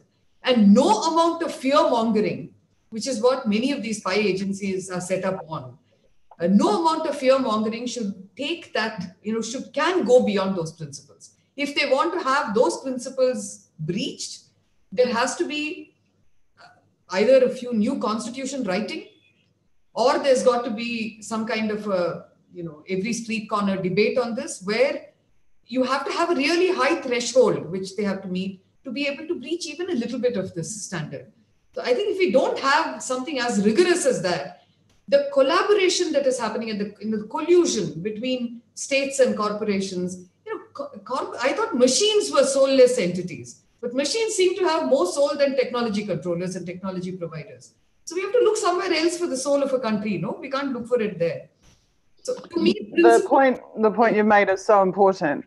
And this is something that we constantly are saying about the Five Eyes, is that New Zealand as a country exists in our memory and in name only, because in reality, it is acting in collusion with its military partners around the world, and they essentially have formed one super entity, a super country that completely violates the sovereignty of our individual nations. And I feel that what is happening here is that India, Pakistan, Nepal, other countries are being integrated into that monolithic, I guess it's the quintessential attempt at a one world government that you hear the so-called conspiracy theorists talk about, but that really is what's happening. So the governance structure and the legislative structure are crossing borders, around the world. And that is extremely dangerous because it takes the future and the direction of each individual country out of the hands of its citizens and places it in the hands of those who wield massive power, not just power over the citizenry, but power over the direction of the entire planet. And so far, they're doing a really terrible job of managing the future of the planet. They are pretty much just laying waste to it all around the globe. I wanted to just talk to you quickly about the analogy you used of the woman at the ATM in Nairobi. One of the issues that we have in New Zealand is that they have created legislation which allows them to spy on people in their own homes without a warrant. It's called domestic visual surveillance. So they can implant cameras in the homes of targets and monitor you inside your house 24/7 without getting a warrant. And then they can take that data that they've captured of you in your home and use it to apply for a warrant. When you talked about the woman at the ATM in Nairobi, I wanted to tell you something I know for a fact from personal experience, and because I am also a technologist, but that you won't have read anywhere, I would imagine, because I certainly haven't yet. And that is that those ATMs have cameras in them, and the cameras in those ATMs can be accessed in real time. They can remote onto the system of the ATM. So it is not just that Mr. World Bank is going to see a transaction on a spreadsheet. What Mr. World Bank is going to be able to do is have his IT guys remote onto the ATM as it is being used and sit there and watch the woman in Nairobi as she withdraws the money from her bank account. I know this because the remote access technology that is used to activate not just activate our cameras, but actually to gain remote access to our computer systems when we're targeted and monitored, to our handheld devices. That remote access technology is actually 25 years old. It is from the early 90s. And when the remote connection is established, there is a screen blink. So you can actually visibly see the moment that the remote connection is established. So when I was being targeted in New Zealand, this was one of the first ways that I realized what they were doing to me. And it was a very significant event years ago that not many people realized. This was the genesis to how I began to understand what was happening. There are quotes of me from April 2012, more than a year before Snowden's disclosures, where I was talking about the fact that they can take over control of your devices, they can get hold of all of your emails, your text messages, they can do all of these things to you. And the reason I knew that is because I was watching, as I was writing and in my activism journalism, I was watching the remote, the very moment that the remote connection was being established on my computer. And because of my IT experience and having many times with my IT manager in the past, had him remote onto my machine, I understood exactly what was happening as it was happening to me in real time, that yes, they were gaining remote access to my computer, and that they were then monitoring everything I was writing and capturing everything I was writing and everything I was doing on my computer. So I have now seen that happen to me when I use an ATM. When I go to the ATM and I withdraw money, the same screen blink occurs and they are remoting onto the machine in real time. So somewhere they have made the connection to my bank account and they are actively monitoring my withdrawals from my bank account, which means they will be doing this to activists and to many other people worldwide. So I just wanted to make that point to you that the intrusion on our privacy is not just academic, it's not just on a spreadsheet, but they actually insert themselves into your life in real time and live these little pieces of your life with you. It's sick and despicable, but that is what's happening. Can I just say this, that what amazes me is that we have bankers, for instance, writing these things now like they are something to be celebrated, and they don't see the problem with it. They're not even hiding anymore. It's not, I mean, forget about hiding anymore. They're not hiding. They are revealing themselves and saying, you know what, we are good. They actually use the word that unobtrusively we will be in every part of your life. Yes. Yeah, they don't hide it, but government doesn't hide it either. What happens is we don't take it seriously enough. George W. Bush stood up and he said, the world is a battlefield. The whole world is a battlefield. No country will be exempt. The entire planet is ours to perpetuate our warfare on. And no one took him seriously. They think, oh, you know, it's just rhetoric, or politicians always talk like that. But they were telling us. They have no respect for borders, no respect for sovereignty. They will do what they want, where they want, when they want, and there isn't a damn thing we can do about it. So you're right, it's extremely blatant. And if you do listen closely to what they say, they are in fact telling us. I mean, the one world government is a classic example. You speak those words and someone says, you're a conspiracy theorist. But then you can go and watch footage of US presidents saying we're going to create a one world. It's almost like we don't believe them or take them seriously when they're telling us to our face exactly what their agenda is and what they're going to do. That's been our experience in the project here too. They kept telling us till 2012, which is when they realized that we were actually reading everything that they were writing and listening to everything they were talking. And then they stopped putting out many of the documents that they used to put out earlier. Now they still have to talk to each other.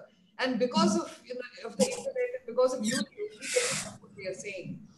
So there is, there is a help in it being as open as it is because of the technology, but it's also a huge problem that they can dictate after this. See, the thing about this I find is where they produce things which kind of enticed us and tempted us into getting into these technologies. We've shifted out of that now, and it is about using, the way they've characterized the whole Indian population is as being full of people who have black money, who are, therefore who are corrupt, who money launder, who are terrorists, who siphon off everybody else's things, who actually don't even exist because we are ghosts.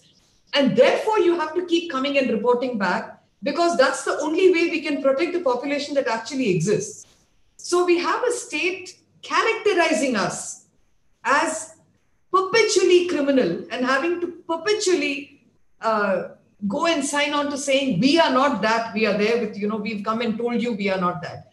So there is a way that the mass psychology is being tampered with. We see that all around us. You ask any of the three of us and we'll tell you how, when you to what extent this has percolated. So about the poor, you're willing to believe that, you do need to have those controls because there's a lot of siphoning off happening there. That's all you need to say.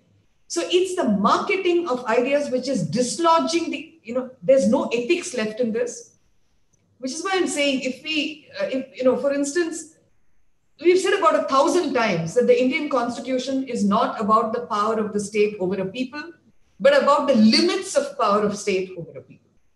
So it's the limits of the power of the state, and that is being forgotten. So I really think at a time like now, we need to get back to first principles and beat it in all the time. Or we are going, the only good thing about this is there's no such thing as failing, because you have to keep doing it anyway. You can't say, okay, I let them get that goal and they won the match. It doesn't end with that. So it's not. They need to know too that it's not a battle that we are ever going to give up on. I believe that where the state fails us in the essential services that they're supposed to provide us, that we have a duty to provide those services to ourselves. So where the state fails to introduce legislation to limit abuses by the state agencies, by the spy agencies, us as citizens have a responsibility to create legislation which will address that problem. I believe we need to create institutions that will address that problem. The new media, as it is known, exists because of the failings of the old media. And where politicians have, I like to call it the politics degree to parliament pipeline, which is what we have in New Zealand. In order to be a politician, you have to do a politics degree at certain universities, and you have to do your internship and your time in working for an established MP so that you can learn to tailor your behaviour and ideas to what already exists and to never have any innovation of your own. And then eventually you can earn your way into being a politician. Internet Party has taken the complete opposite tact. We have excluded anyone with political experience from our candidates list. We have taken real people from everyday walks of life and said, you guys are the ones that need to have input and have a say. And that's who we're running as candidates in this election, myself included. So we believe that people are the solution to the problems in Parliament, real everyday people. Politicians are not the solution to it. Okay, sorry, I'm really sorry, but quickly I'd like to give Prasanna an opportunity to speak because I know that he had questions for Sean, and then I'm going to bring our social media team on because we're running a bit over time and there's lots of members of the public who have been asking you guys questions, and I really want to give them the opportunity to get those across and have them answered. Sure, thanks, Susie. Just one quick point, taking off from where Sean left, that somebody wanting to be the viceroy of Afghanistan. It's amazing how the powers that be now want to go back 50 years or 60 years pre-World War era, and everything, all the progress that as peoples we've made globally is sought to be erased. I'm not sure if Usha made this point earlier when I was I had connectivity problems, but this was the case in the Supreme Court where the Attorney General for India stood up and said Indian citizens do not enjoy a fundamental right to privacy. Because it is true that we don't have a textual, literal fundamental right that is expressly provided under our constitution. However, a number of judgments from 1960s onwards that have held privacy to be fundamental right and covered under personal liberty, that's a fundamental right. But the Attorney General sought to enforce a 1954 case, which was much, much before the way we understood fundamental rights like how we understand now, and was also much before 1966 and 1976, the ICCPR, where India is a party to, where privacy is expressly called out as a fundamental right. So Attorney General in this case went on the spree to make India great again, so to speak, and it's amazing how we'll have to fight these battles to keep the progress, just keep the progress that we've made over the last 3 or 4 decades, and not even fight for the new rights that we want and need. Yeah, thanks. Yeah, exactly. I think it kind of goes back to this fundamental truth that the government is not there to protect the Constitution of any country. The government is any legislation that has any value to everyday people has to be won by the people, and the people in power are essentially acquiescing to what the people are demanding. So I mean, I think that's kind of the basis of democracy. Is it's always a struggle between the people and the powerful, and yeah, I don't really but you seem to have a comment, and I had a comment, but I was just was maybe where do we go from there? I think Gopal Krishna was wanting to just also add to that.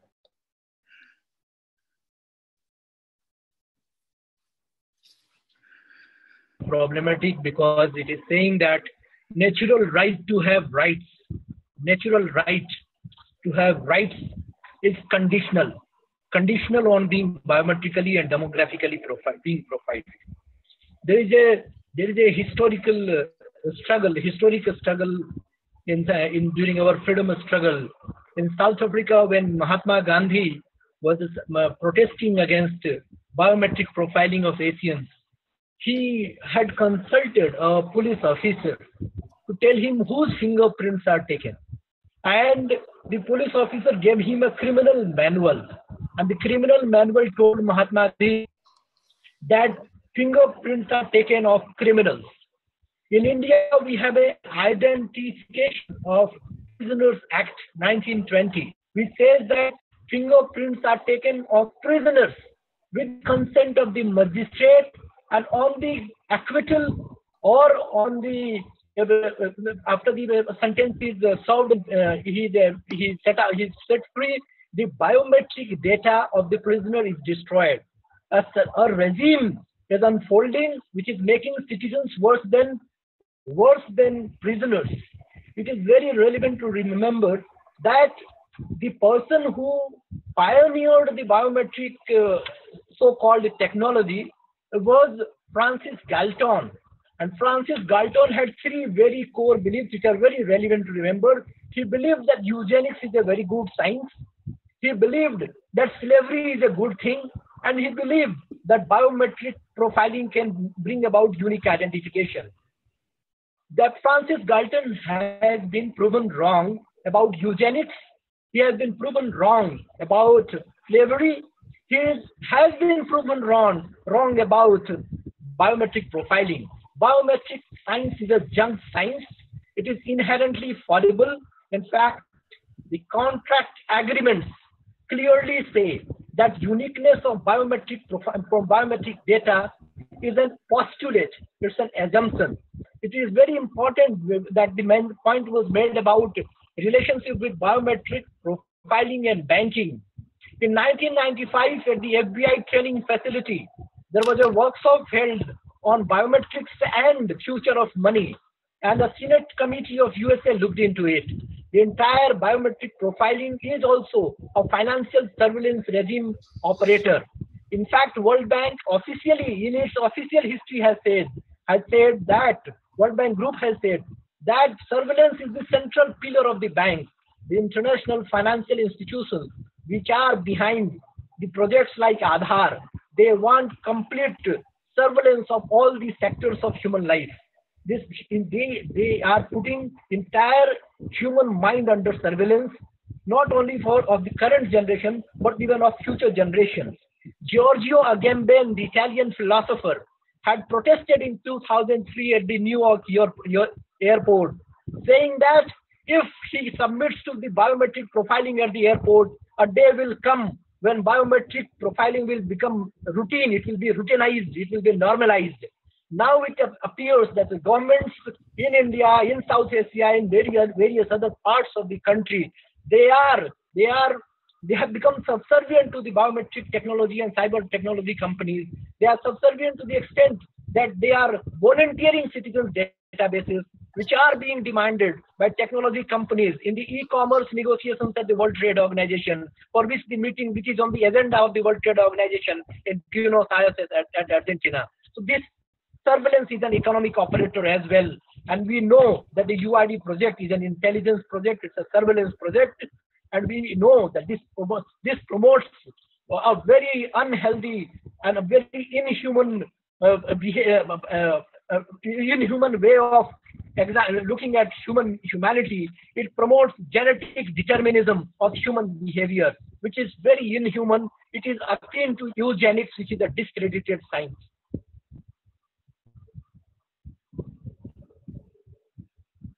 Gopal, I think that every single person on this panel agrees with you. I think I can say quite sincerely. Okay, guys, I'm going to now ask Blake from our media team and also Jordan. Blake and Jordan are both candidates for the Internet Party, actually, to jump on the stream and to relay to you the questions from viewers on social media. Blake, are you with us? Yeah. Awesome. Speak up, hun. You're a little bit quiet for me. Am I? Is Jordan joining us as well? I'm not sure, but Okay, I'll start anyway. You can hear me okay now? Yeah, you're fine. Cool.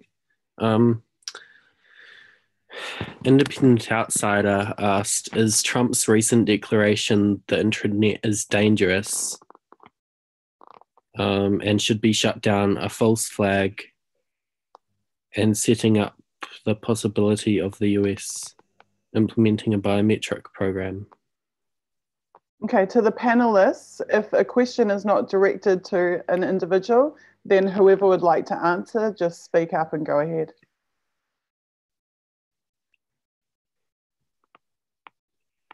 You have a repeat of the question. I'm not sure I got it. Trump has recently issued a directive that the internet is dangerous, and essentially he seems to be wanting to set up the ability to shut it down, as we saw particularly in Egypt during the revolution against the Mubarak regime. And they're asking, is this a false flag? Can I give that a shot? Sure, go for it.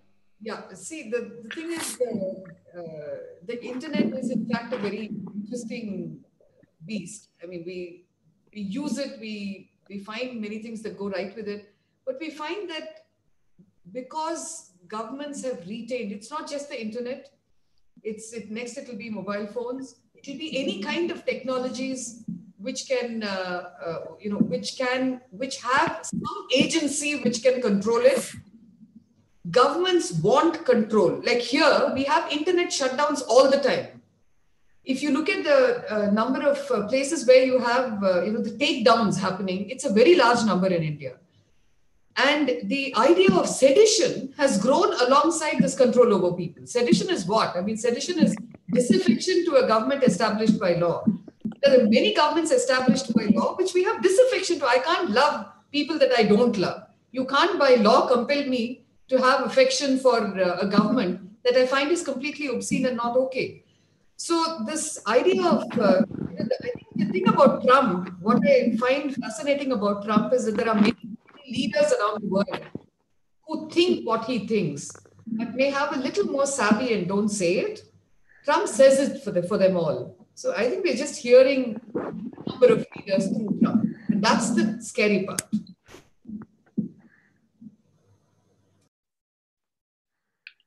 I think it's always been a desire of really any national government to want to nationalize their internet to some extent and create firewalls against other nations. I know it was something that was brought up a lot because of WikiLeaks, and you know, just the amount of global discussion became dangerous to the official political narratives. But I think as far as what Trump is, you know, I always take Trump's words with a certain level of like a grain of salt, because I'm not sure he's, you know, he's not,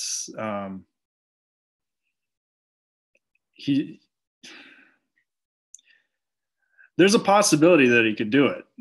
There is a possibility that he could do it. I don't know. Oh, sorry, you're shaking your head. I was shaking my head because, you know, it's already happening in our parts of the world.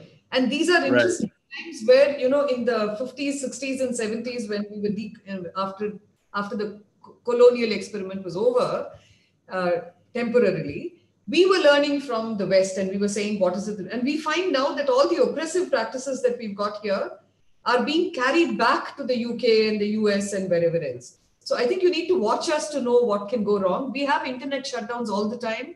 The government controls it. Kashmir has had more internet shutdowns than it's had internet, perhaps. So it's not hypothetical and it's not hyperbole. Okay, I would agree with that. I mean,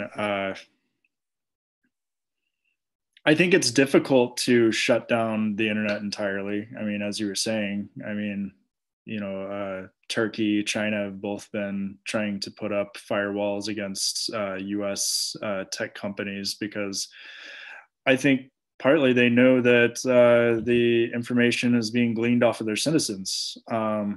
But as far as like shutting down the internet in the US, it's impossible to shut down a mesh network. And, you know, as far as that goes, I mean, it's pretty extensive across the United States and, you know, Europe and everything. So I'm just hoping that doesn't happen. I don't know. I'm in the US. It's a terrifying state right now. I've, you know, very politically active. I was at Standing Rock. I watched, you know, Native Americans, white people, everybody. We're having rubber bullets shot at us, and I know that's nothing, you know, compared to what some people are used to. But I mean, the fact that they would use the level of force that they did, in addition to the surveillance that they did, I mean, was pretty terrifying in the sense that, you know, anything that happens in a war always comes back home. Any technology that's developed over there always comes back here.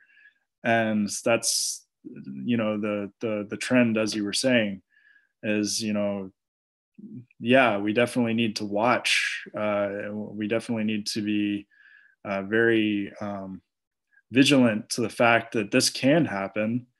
I think as far as what Trump says, I actually, you know, I've kind of been trying to distance myself from things in the past few days because it's been driving me crazy just watching what's happening in this country.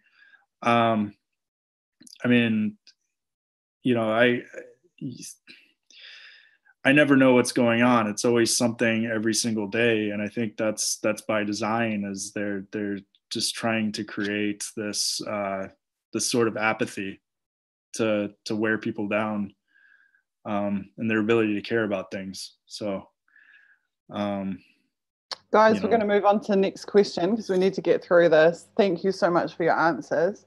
Blake, what's the next question from viewers? Luke Waddington asked, is internet connectivity becoming universal in India?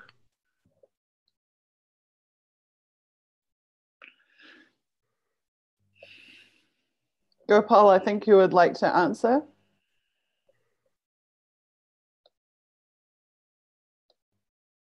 To respond to the previous question. Sure. It is linked to the new information communication order, and there is a history to it that in 1920s and 30s, when the European news agencies had a monopoly over news dissemination and information dissemination, the Americans were quite worried about it, and they were contesting and struggling with it. In the post Second World War, the Americans got a monopoly. They got a monopoly of thought. But in the 1970s and 80s, non-aligned movement countries like India, developing countries, they started protesting against one-way flow of information.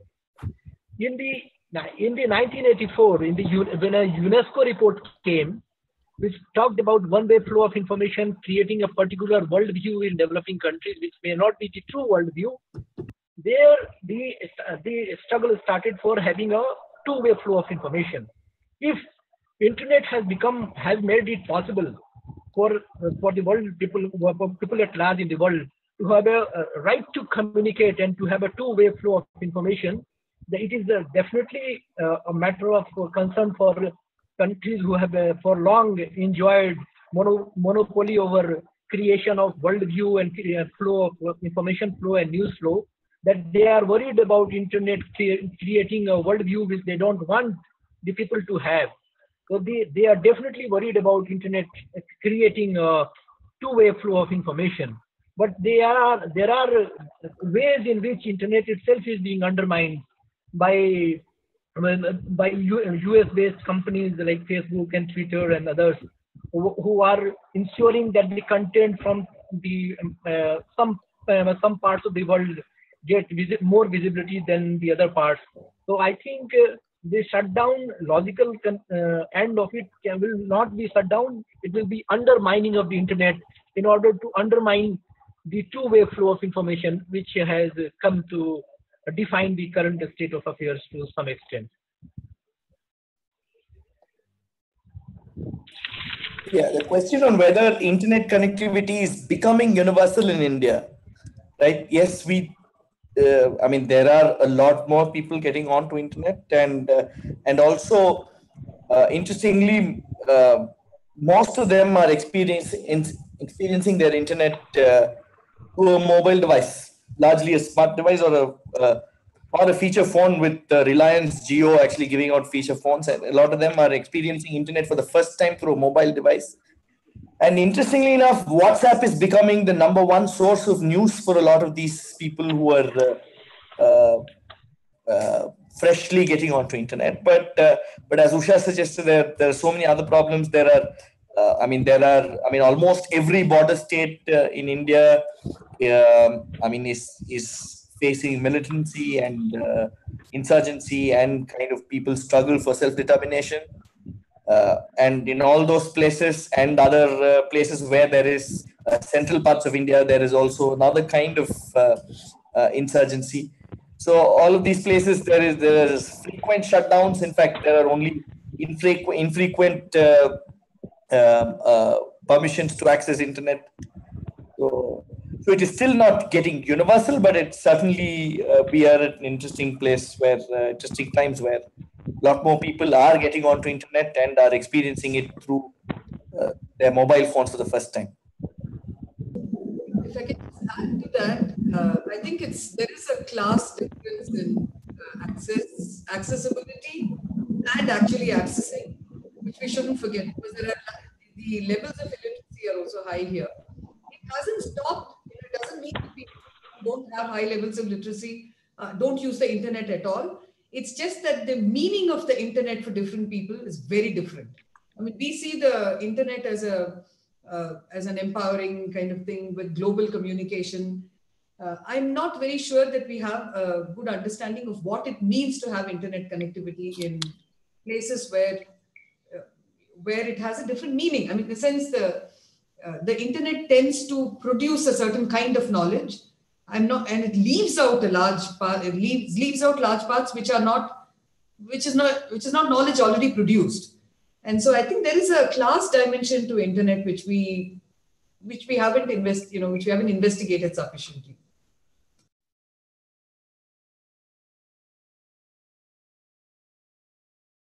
Right. An anonymous person asked, is there a way to find out which government agencies are farming data from the Aotearoa ecosystem, apart, like not those that have issued the notifications under Section 7? Yeah, I kind of answered that on the text. So it is possible to get that information. We can file freedom of information requests, but all of these kind of information that we want from the UID AI, and including the amount of data that has been transferred to other departments, the number of security breaches that have happened, etc. So all of these questions are being stonewalled and are pending adjudication at the appeal stage. So, but theoretically, yes, it is possible to get that information, filing right to information requests, but currently those requests are being stonewalled.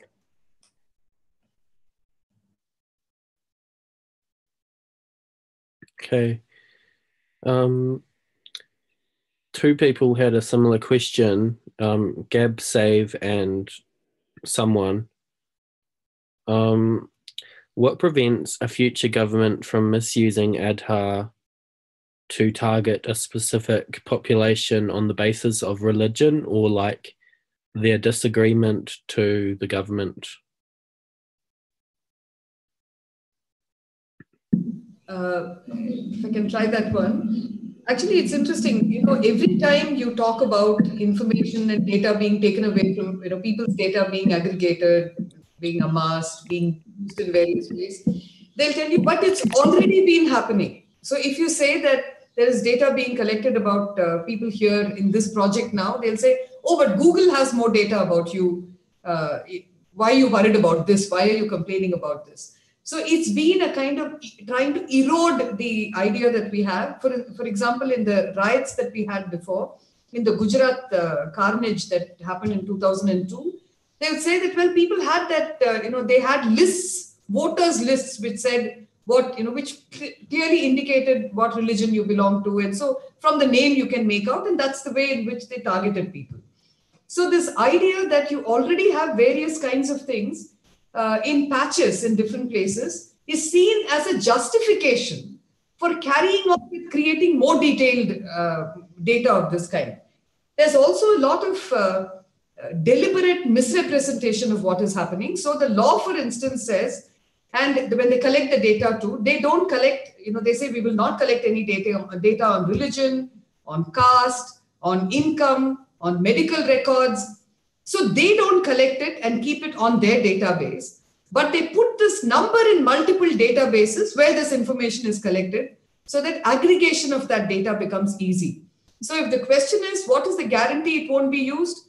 I think the question perhaps should be, the answer would be that the intention seems to be to use it for various things, for aggregating this data and using it in any way they want.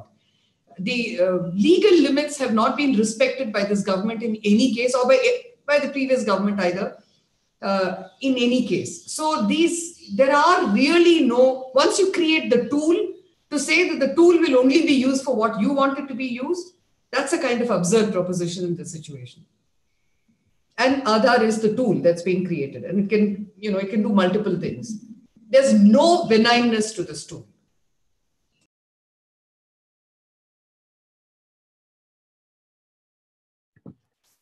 Okay, the next question is from IG6, and he was asking, Prasanna, how can citizens in India which can't afford lawyers be empowered to fight against Aadhaar? Yeah, so which is why there is litigation now. Many of the lawyers, senior lawyers, working pro bono on this matter. So that is all the Supreme Court litigation has been driven from the petitioner's side, at least lawyers working virtually for free. Right? It is true that prohibitive legal costs and access to justice being a fairly costly proposition is a problem, and we realize that is going to dog this issue a little bit, but all the lawyers that have been working on, all the senior lawyers and many of the junior lawyers, all of them have been working virtually for free, and hopefully they taste some success.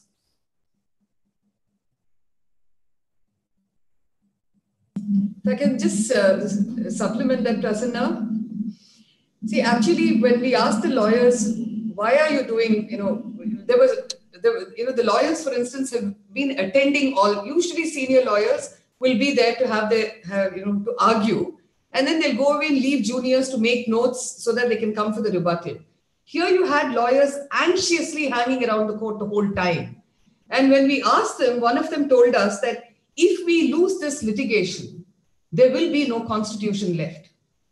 It's as important as that. So it's not just virtually free. They've been spending money on the litigation. They've been spending research time on the litigation. They've been spending their juniors' time on the litigation.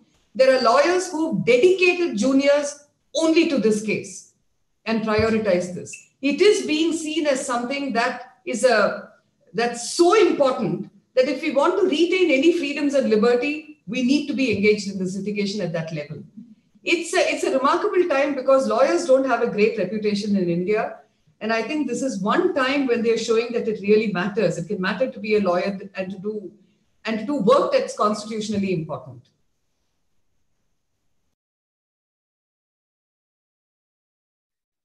Okay, guys. Blake, is there anything else? We got one last one. Rita asked on Twitter. Please, Rita is a personal hero to me. She's an amazing activist from India, absolutely incredible woman. She's actually the reason that I've been able to connect with the wonderful people on our panel tonight. So I want to personally say thank you, Rita. You're incredible and inspiring, and I'm so proud that you've helped us to make this happen. They said US agencies have biometric data for India, Aadhaar, and Pakistan, Nadra. Can that propel war between us?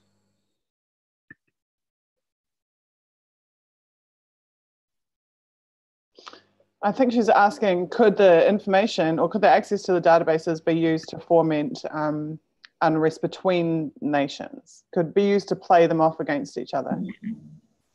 My suspicion is that given that Rita is asking this question, the answer is in the question itself. And the reason for asking the question is to draw our attention to this, that it becomes so easy.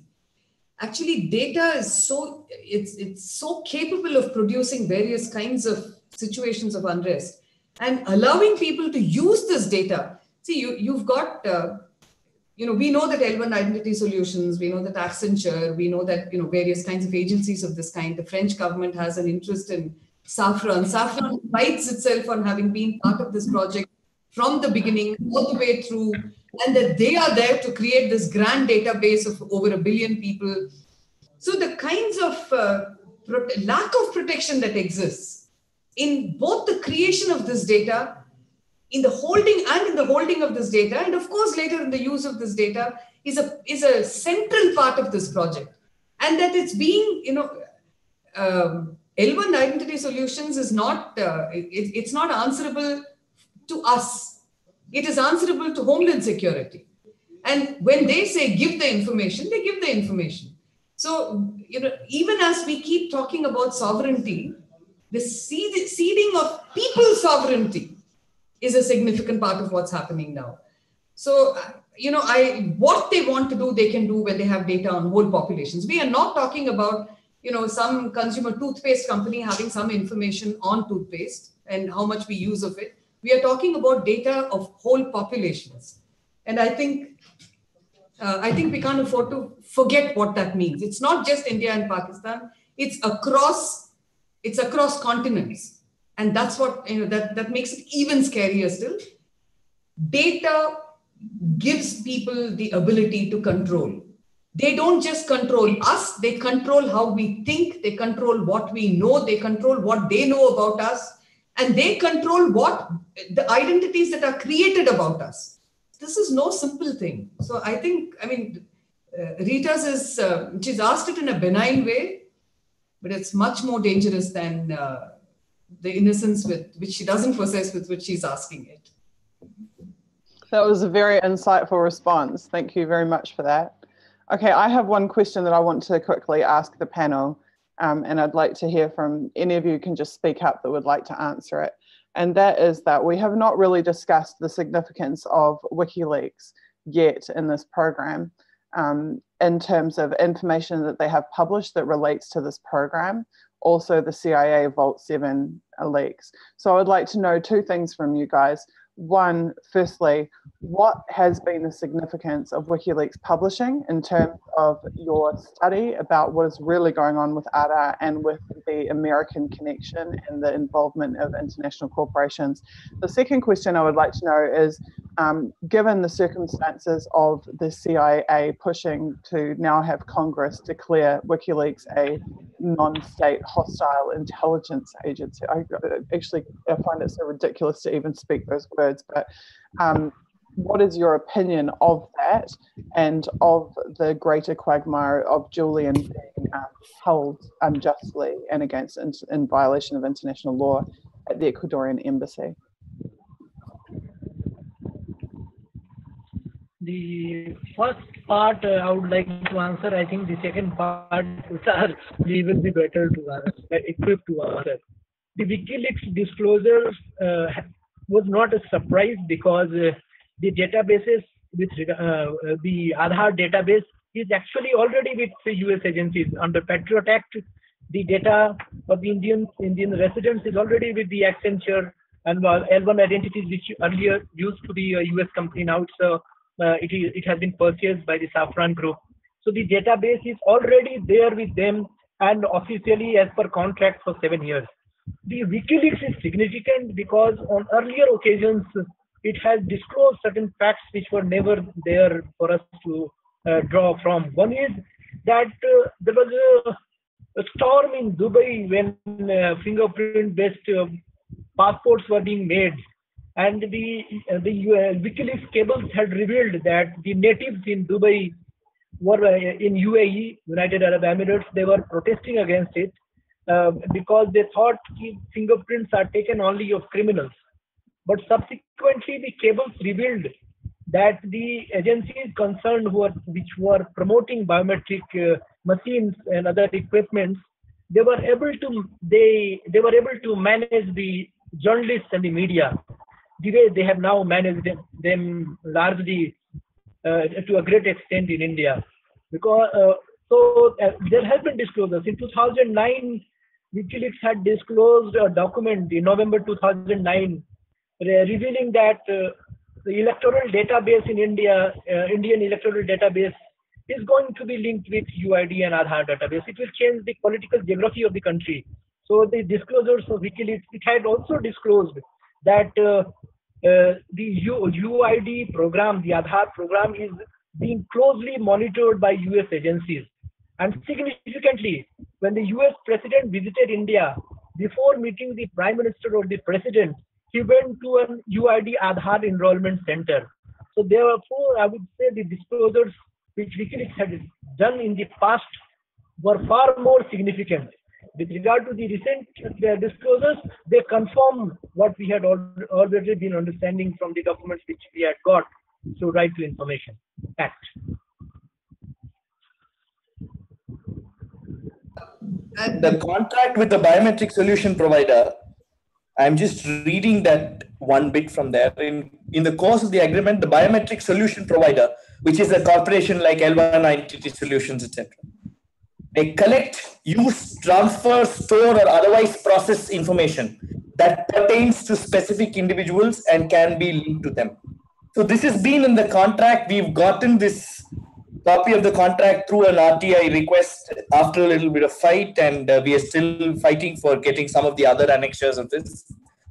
So, but this is what it is. So what the WikiLeaks told us has been in public domain here for some time. So we've known that this data has been given to these corporations. When this was put to the UIDAI, the head of the UIDAI, we were given the response that the UIDAI does not enforce every part of the contract. So this is the only response they had.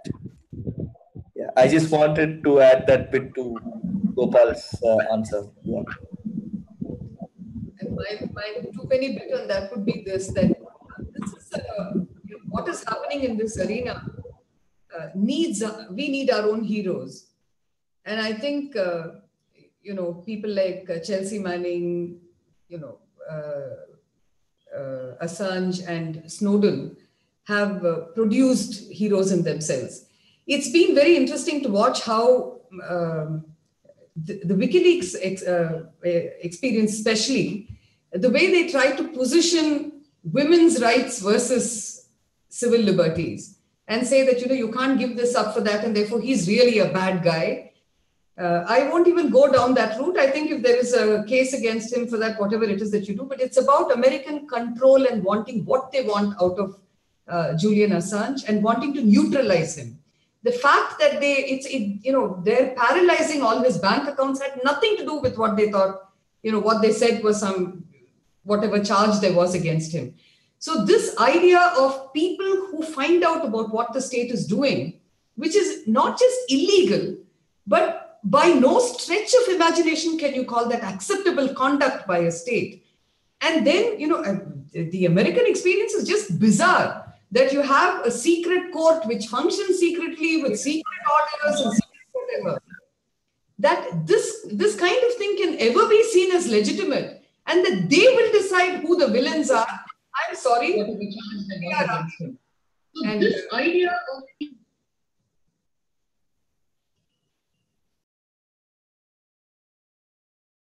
is there anyone who would like to answer to the broader question relating to Julian Assange still being in the embassy? Yeah, no, I think it's, I have a suspicion, I know both Gopal and Prasanna, and I think we'll all agree with this, that no state has a right to hold a person like this over this period of time. This is incarceration, which is unacceptable. I don't know where the ethics of the UK government has gone and what they think they are doing in holding him captive like this. It's about time they let him free. What they are doing is a direct human rights violation, and they have no business doing it. No government has any business perpetrating this kind of human rights violation. It cannot be, and that they're doing it so openly means that they have no respect for anything other than their own power. I think it's really problematic. We talk about Pinochet who goes away, and we talk about holding Assange back like this. Is there no balance left in this world? I'm sorry, I know I'm not speaking for them. I know that they would agree, that's all. But there is a lot more that they could say, perhaps. I agree. Gopal has just said in the chat, Julian Assange is a true hero and truth speaks through him. My 2 cents is that he has done what all of the media should do. He has performed basic journalistic functions. That journalists would be leaked documents by insiders and by whistleblowers and would publish the contents of those documents is the most traditional discipline of journalism. And the attempts to criminalize that, in my opinions, are in turn criminal themselves. And I think also that the extent that governments have gone to try to silence him and suppress WikiLeaks journalism is effectively an admission of guilt by those governments. what they are in fact doing is endorsing the integrity of the documents that have been leaked and tacitly admitting their own culpability. That's my input. Okay, guys, we're way over time. I want to say thank you so much to all of you for being here. It's been absolutely amazing to have you be involved and to hear your voices. I would like to point out that there is now, we've just had a Canadian activist join us who's going to help to work on the anti-spy bill, which means we now have people present on our stream from India, from New Zealand, from Russia, from Canada, from the United States. We have 4 continents present in this program, and we have done it with no money and nothing but our own experience and our own intelligence. So yes, a huge thumbs up, because I just think it's remarkable and it's so special. There is an election in New Zealand in 6 days' time, and by all rights, we should have spent 3 hours screaming, vote for us, vote for us.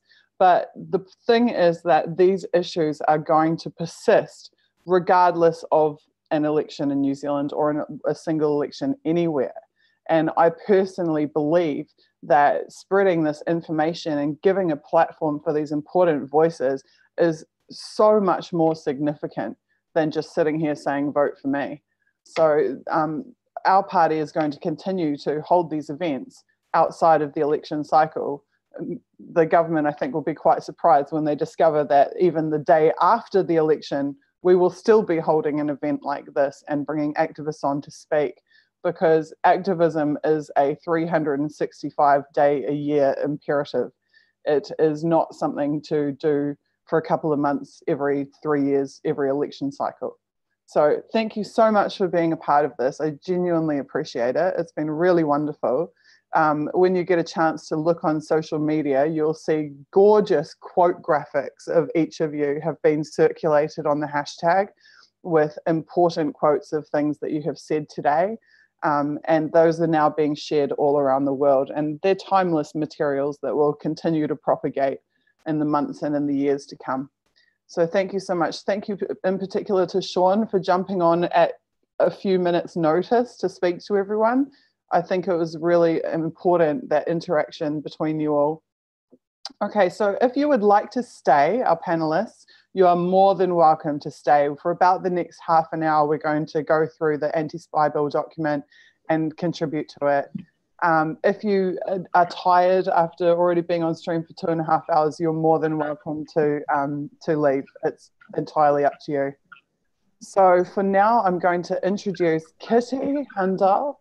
Kitty, I'm just going to unmute you and fix your cam. Kitty is an activist with the Canadian Pirate Party, and they have been particularly inspired by our anti-spy bill initiative, and they have begun to draft their own. So a few days ago, Kitty and I did a spontaneous live stream on my personal YouTube channel, and we went through some of the principles that the Canadian pirates have, or Canadian activists have independently been compiling together to create the basis for their own anti-spy bill. Kitty, are you there? I'm here. Yay! Can you hear me? Yes, great to see you. Really great to see you. It's great to see you again. So Kitty, would you like to talk us through those key principles that you and I discussed the other night that we would include in the bill today? And also our social media admins, can you please circulate the link to what we call the Etherpad, which is this live document that anyone in the world can open up in their web browser and can watch us in real time making additions and edits to the anti-spy bill documentation. You can also participate if you have thoughts or questions. You can make comments in the pad itself and we will answer you. Go ahead, Kitty, take the floor. Okay, I've made quite a few changes since we last spoke, or additions rather, since we last spoke. So I'll start from the top. Section A deals with what I believe CSIS and CSE, or any spy agency around the world, what framework they should operate in internationally. Kitty, just to let you know, you can click the share screen button on your Zoom and select the window that has the pad in it. And then it will create a little picture of you in the corner so people can still see you speaking, but you'll be able to scroll through the document and highlight sections as you speak to them. Okay, where do I get that from? Oh, let's see. Share screen, got it. Here we are. Okay, can you see it? I'm not sure that's showing properly. Yeah, it is. So now if you just double click on the bar at the top, it will maximize the screen. Okay. And then if you press Control and your plus sign, you can actually zoom in and make the text a little bit bigger, and it will be more easy for people to read on the screen. Okay, thank you for that. I haven't used this software before. So let's see, Control plus. Okay, so let's scroll down. Okay, great. So under principles, we basically have two sections. The first section deals with what the spy agencies are allowed to do internationally. And the second section deals with what they're allowed to do domestically. So starting with section A, I've said that their main mandate should be to operate internationally to protect Canada from external threats. And that really is what a spy agency has always been. They're not political police. They're not secret police. They are supposed to protect us from evil people outside. So the first point, CSIS,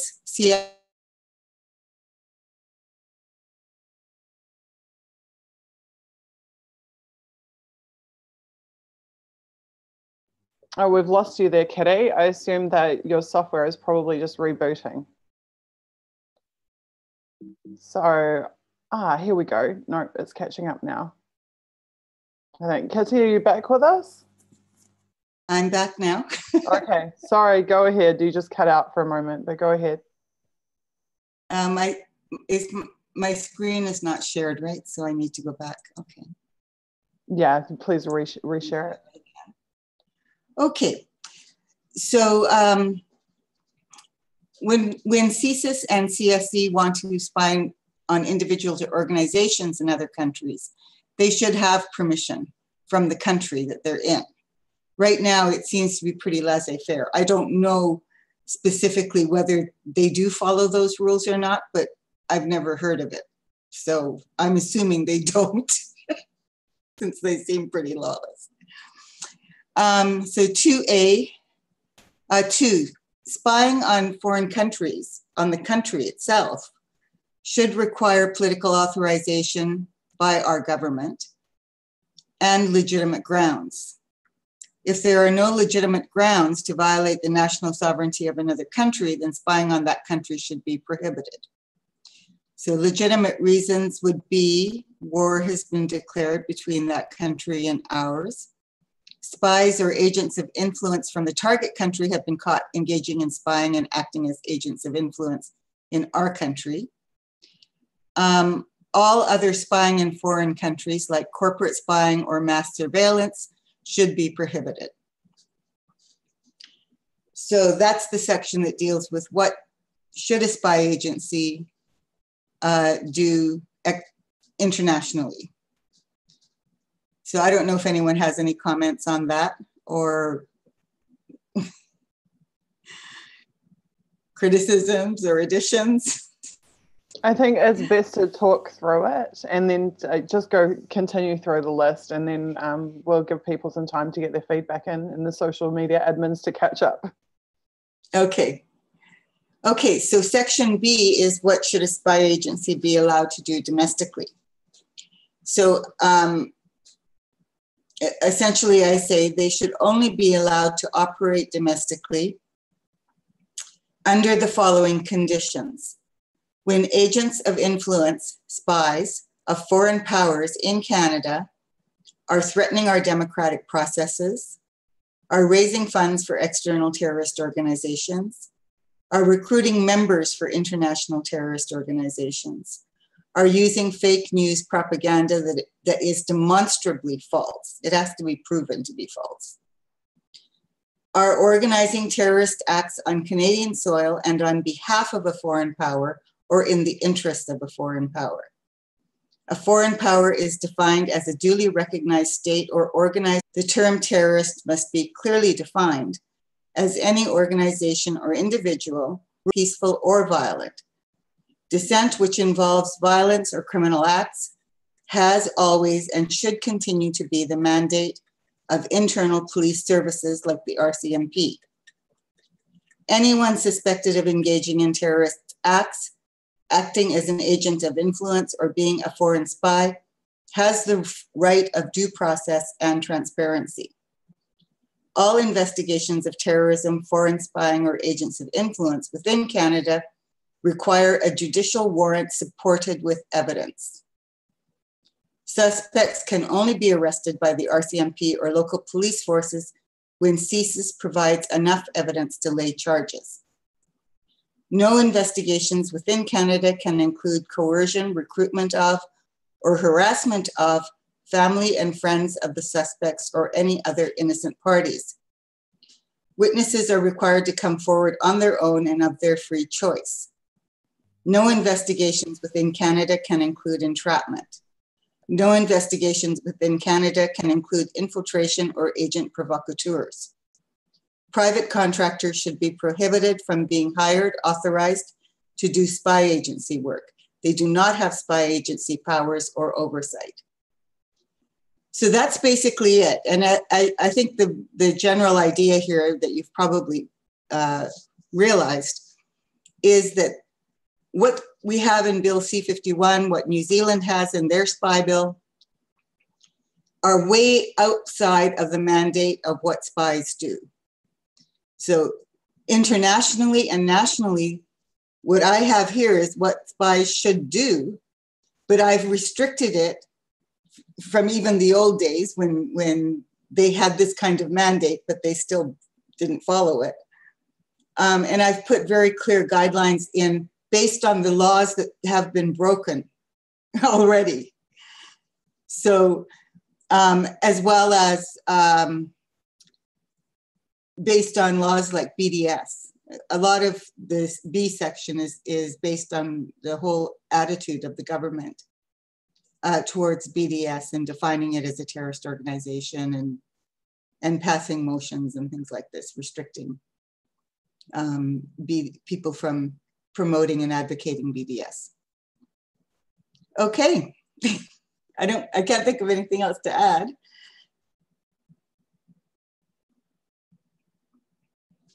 What do people think? Oh, well, I see 2 hearts down there. That's cool. I'm just I love your input. It's fantastic. Yeah. I'm just catching up myself. So I'm just going to take over the screen share now. Yeah, go ahead.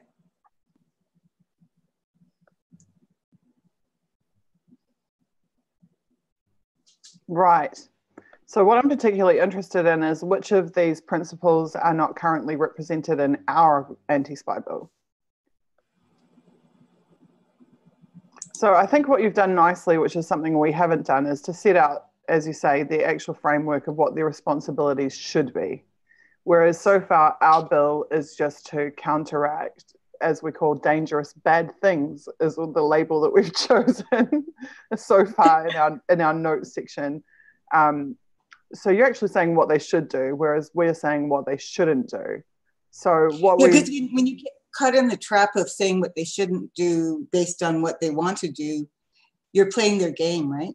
And you're putting it into their framework. And I don't like putting things in their framework. Thank you for the kind message, which has appeared right on cue as I've shared my screen. Okay. Did I miss something? So that is something then fundamentally that we need to address, which is what are the roles of the agencies, and then to incorporate the specific restrictions upon their activities. Okay, so that's step 1. So I'm just going to stick a little. Oh.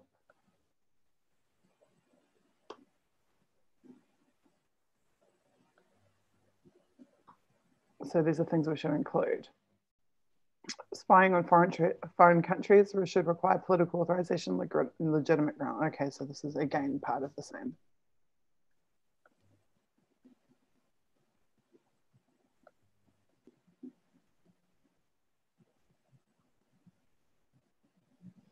And I mean, if they can't do, where's our bucket list? We had like a little bucket list that you and I did. Well, this is the same bucket list, except that I added fleshed it out. Because I think that one thing that we had in there right up the top was simply to return the agencies to their original mandate. Okay, that was probably something that you added because we did discuss that. Yes. Yeah. Do you have the notes on hand by any chance? Yeah, this is a direct copy paste of my notes. I don't have the ones that I gave you on hand. Oh, so because somewhere I did a little list of just concise points, and I remember that was the first one, was to return them to their original. Well, let me see if let me just check it 1 second. I may still have that. Cool, that would be great. Nope. Susie, chat. This I do have it. Okay. Oh, really? I'll copy and paste it. If you could just dump it in up here under where I put number 1, that would be wonderful. Okay. Now, this is another really important one where you've said that we should ban corporate spying and mass surveillance, right? So, yes, no agency other than an approved government agency should be involved in spying. Corporate espionage is completely unacceptable. Oh, yeah, it should be completely illegal. It's not our job. Spy versus spy. Yeah, here we go. Right, this is exactly what I was looking for. Yeah, it's not our job to, have taxpayers' money funding corporate spying. It just, that's so outrageous to me. And mass surveillance in other countries? No, I'm sorry. The NSA and CSE are way crossing the line with that one. Absolutely. And there's the mass surveillance in terms of the collection from the cables, but then there's also the mass surveillance in terms of things like the trapwire network, the facial recognition cameras, where they are accessing surveillance networks, visual surveillance networks in countries or extraterritorially outside of their own borders. And then again, ingesting that data and using it to spy on people. So we have the collection side at the cables, and then we have the visual as well as the digital. Yeah. So spy versus spy was another thing we discussed, which is that fundamentally the spy agencies are actually supposed to be targeting other spy agencies. They're not supposed to be targeting their citizens. Exactly.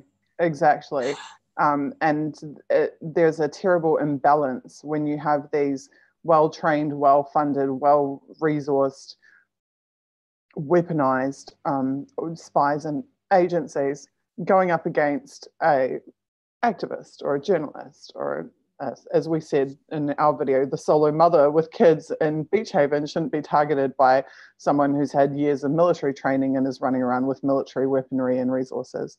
It's completely unacceptable. And then to redefine the definition of terrorist to mean that it is someone who is acting on behalf of a foreign state, or who I think wishes demonstrable, not just wishes, that's not enough, intends to perpetrate demonstrable violent activity or harm upon people based on political opinion or based on, some mass discrimination. Well, there's always a foreign interest in terrorism. So that's that's how I differentiate terrorism from violent crime that's domestic, right?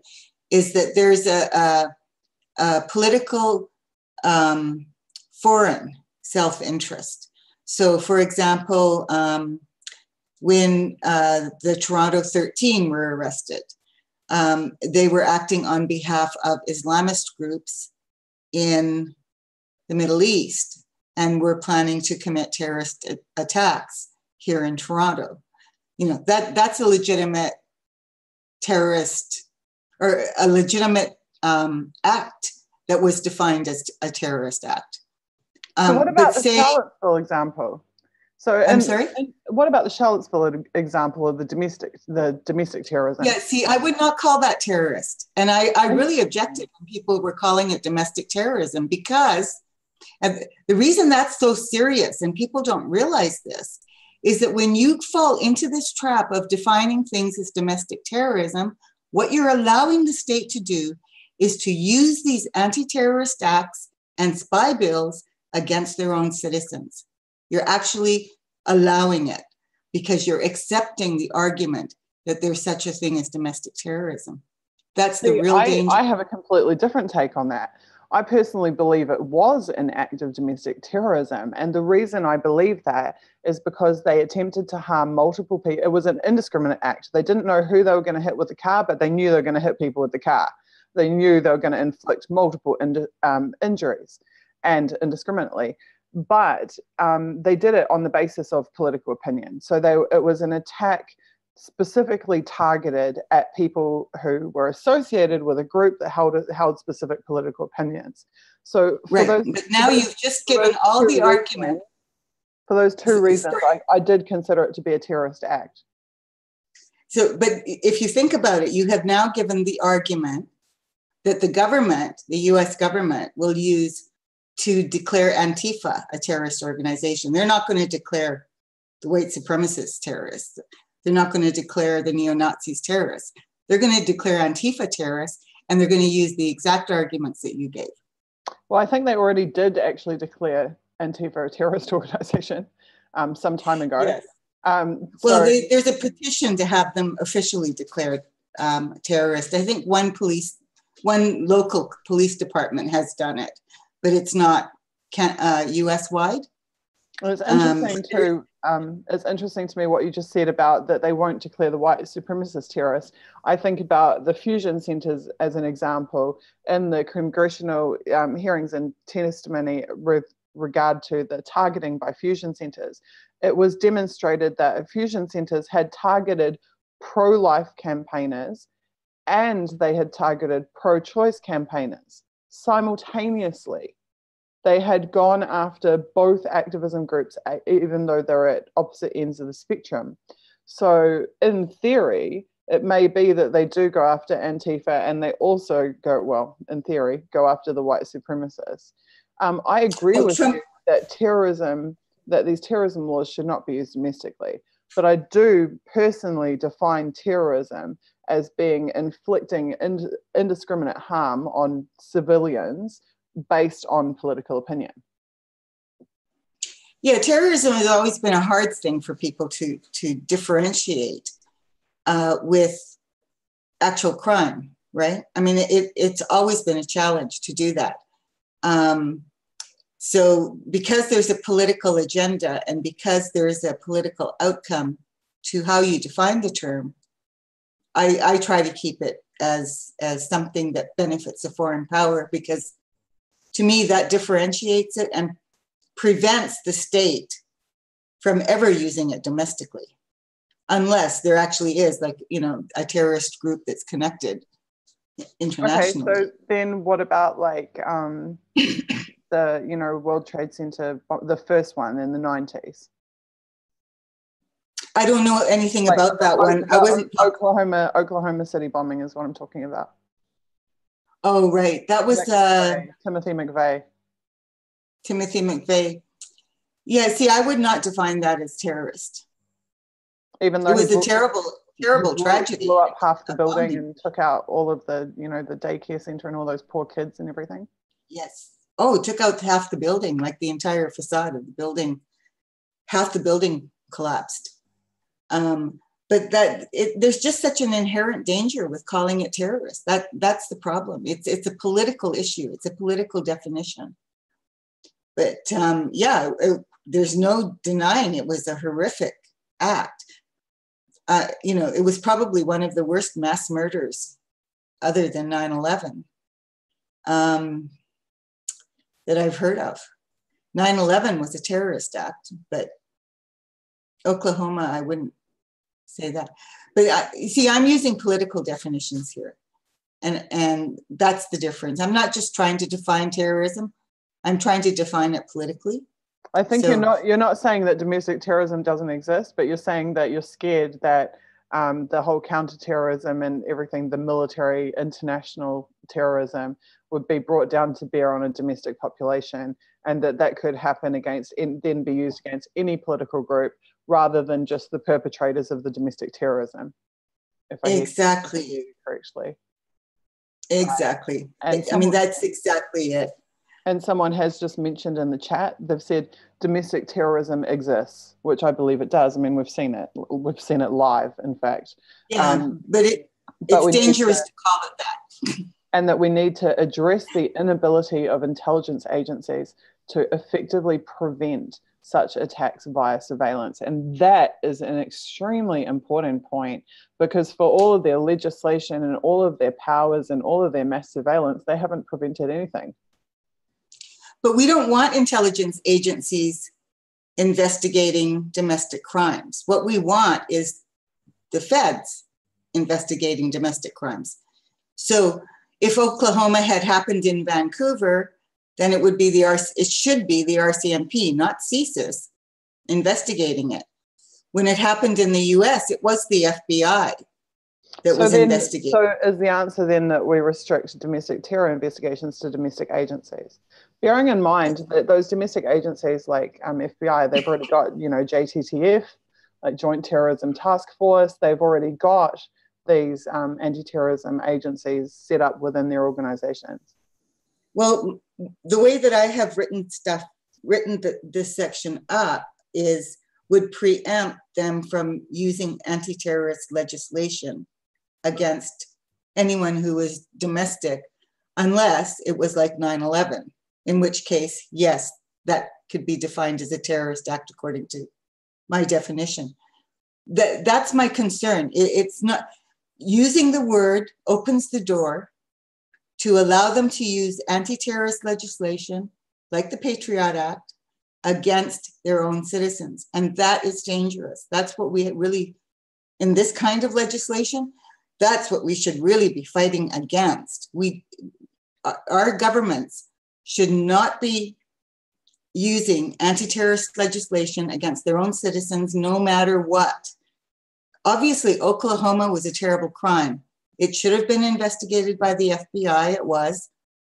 But there should not be any, I don't think the Patriot Act existed at the time of Oklahoma. But if it had, it should not have been something that could have been used against the person in that situation. So that it's, see, you don't want to open the door for secret police, and that's what this is. The new legislation in New Zealand. Secret police, unfortunately. We don't want to. Yeah, that's what it is. We've just allowed them to use secret police, and by allowing them to define situations like Oklahoma as terrorist, we are allowing the secret police to. Oh, you've just cut out again there, Kitty. So Joe's just put in his 2 cents. So it looks like he has done a web search on the definition of domestic terrorism. And he said that it is the committing of terrorist acts in the perpetrator's own country against their fellow citizens. He's also said that it is the unlawful use of violence and intimidation, especially against civilians, in the pursuit of political aims. I would agree with both of those definitions. And I think that we're not going to be able to eradicate the use of the term domestic terrorism when there are clear examples of domestic terrorism. But what we can do is we can separate the responses between domestic and international and make them two very different and clear-cut scenarios. And I think what you say is correct, that international agencies, and this comes back to getting them to respect their original mandates. The original mandates had nothing to do with domestic terrorism. They were about focusing outward, externally on international organizations, and that the domestic agencies then are to focus on the domestic. Yes. Okay. Yes, that's really what I'm focusing on. The word is irrelevant. Call it whatever you want. So then I would amend this to restrict international agencies to focus on international incidents. I can't see what I'm typing in organizations. It'll be fixed later. Ditto with domestic.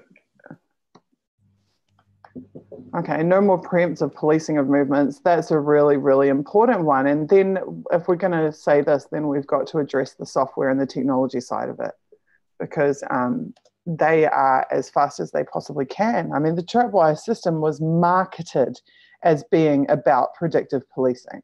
And tripwire, we know, was rolled out across major cities across the United States, and indeed has been very quietly rolled out around the world. So if we're going to say no more preemptive policing of movements, then we have to somehow restrict the commercialization, especially, but also the use of preemptive policing technologies by the agencies. I haven't even touched the cyber stuff yet. That'll be my next thing to get into that. I understand your point, by the way, about terrorism, about using the term. It's just, it's scary. Oh, now this is extremely, extremely important. This is my quote of the week, is where Snowden said in the Der Spiegel article that a company should never be deputized to do the work of a government. And that's at the very end.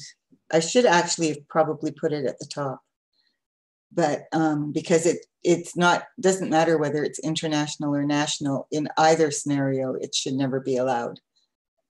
I said it should be prohibited. Right.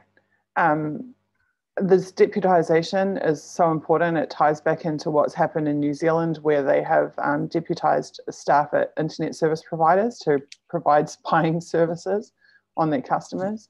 I think that this would also tie back into, well, I mean, we don't know enough about it.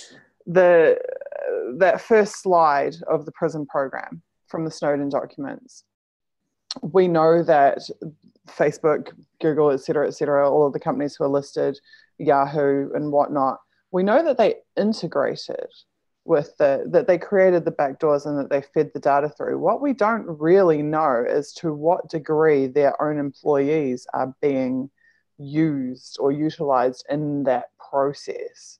We don't really know, I don't think, whether the employees of those companies have been effectively deputized in the ways that, for example, the ISP staff are being deputized in New Zealand. That is something that we do need to know, because the question is, are they just feeding the data wholesale, which we already don't want them to do, or is it a bit more malicious than that? There has been talk of companies like Facebook actually providing not just a backdoor, but actually an interface, a custom interface by which police agencies access the data sets and the program. So the talk is, what I've heard is that there is a police version of the Facebook application where they can themselves log in and exfiltrate data, scan and exfiltrate data, almost like a super. We would, in the software industry, we call it a super user. So it's where you create a user profile and then give them a bunch of administrative permissions that your normal user would not have access to. Developers have that all the time. So sorry, what's that? As a developer, I created interfaces like that for myself all the time. You just give them that interface. I mean, you don't even have to write it for them, because every developer in the company will have an interface like that they're using. Absolutely, though I'm sure they've customized it to their purpose as well. Yes. But back to the original question is we need a better understanding, I think, of if I could have a wish list of things that we would like to know, I would like to know to what extent are these the employees of the social media companies being involved in the process of the spying? Is it being done at arm's length and the agencies are the ones doing it? Or are the staff of the companies also being used? But more broadly, sorry, go ahead. Or if a company like Twitter refuses, are staff members being coerced into doing it on the quiet? Third scenario. Oh God, imagine the breaches. I mean, there was some case I saw briefly today where an ex-police officer in New Zealand had been abusing his access to the police databases for his own, and there've been other cases in the past where people have sold access to gangs, to criminal gangs, so that all the gang members could look up and see what warrants there was, what information the police held about them, what the results of the surveillance operations on them were. And this is just the thing, it's just ripe for abuse. It's ripe for abuse. It would only take one police officer with back-end access to Facebook dumping that data into, the ether to much love Battery. It happens at the highest levels. The NSA was doing that with there was a bunch of people doing that with their girlfriends in the NSA. Right. The only way really to combat that is with, with unkillable audit logs, much like the blockchain, unerasable audit logs that you can't get around the fact that someone's done this. And that's essentially how they caught the police officer, because there is an audit trail for that and every action gets logged. And, after the Joe, fact, where's your camera? Jump on and talk to us so people can see you. I can't because you've disabled me. Oh, you poor man. Yeah, remember? Yes. There you go. So, you're allowed to exist again, Joe. It's all good. It's all good. I've been listening along. But yeah, certainly the solution to a lot of these things is this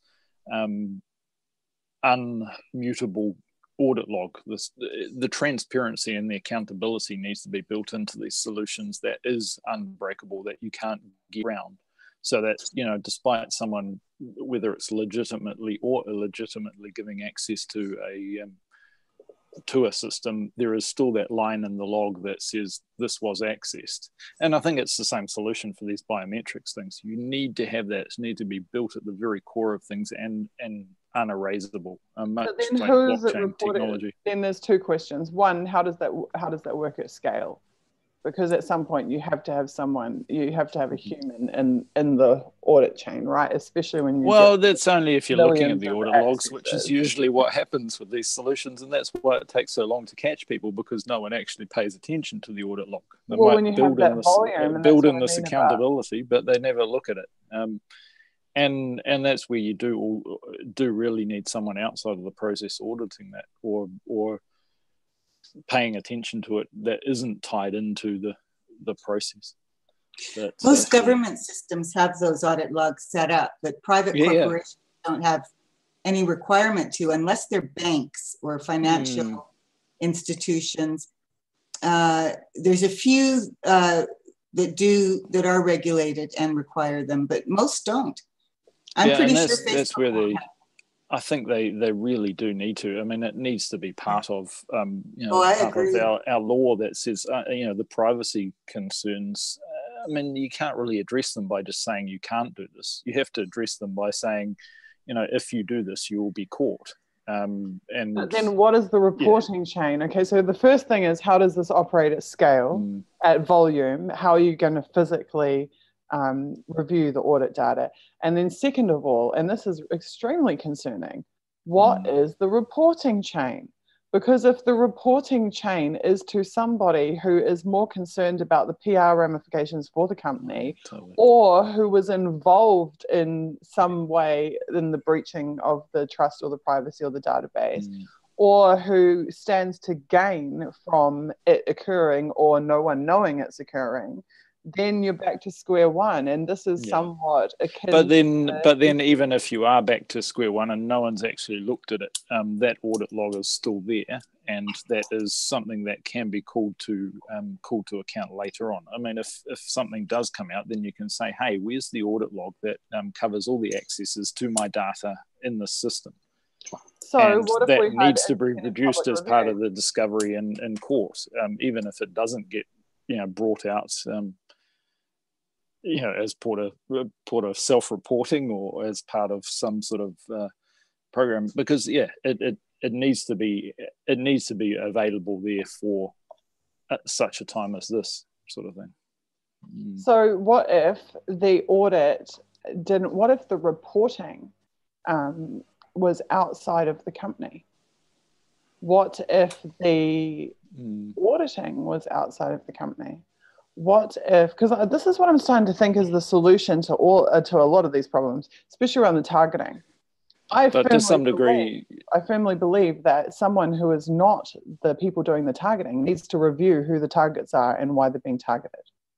Like maybe it is the like of the Privacy Commission or someone like that has has this. But then essentially what you're doing is well, you're feeding information into out of the system it's into an external agency, and that can be misused. I think who's to say that no one's going to snoop on that and use it for their? I mean, it's metadata. It's a stream of metadata, right?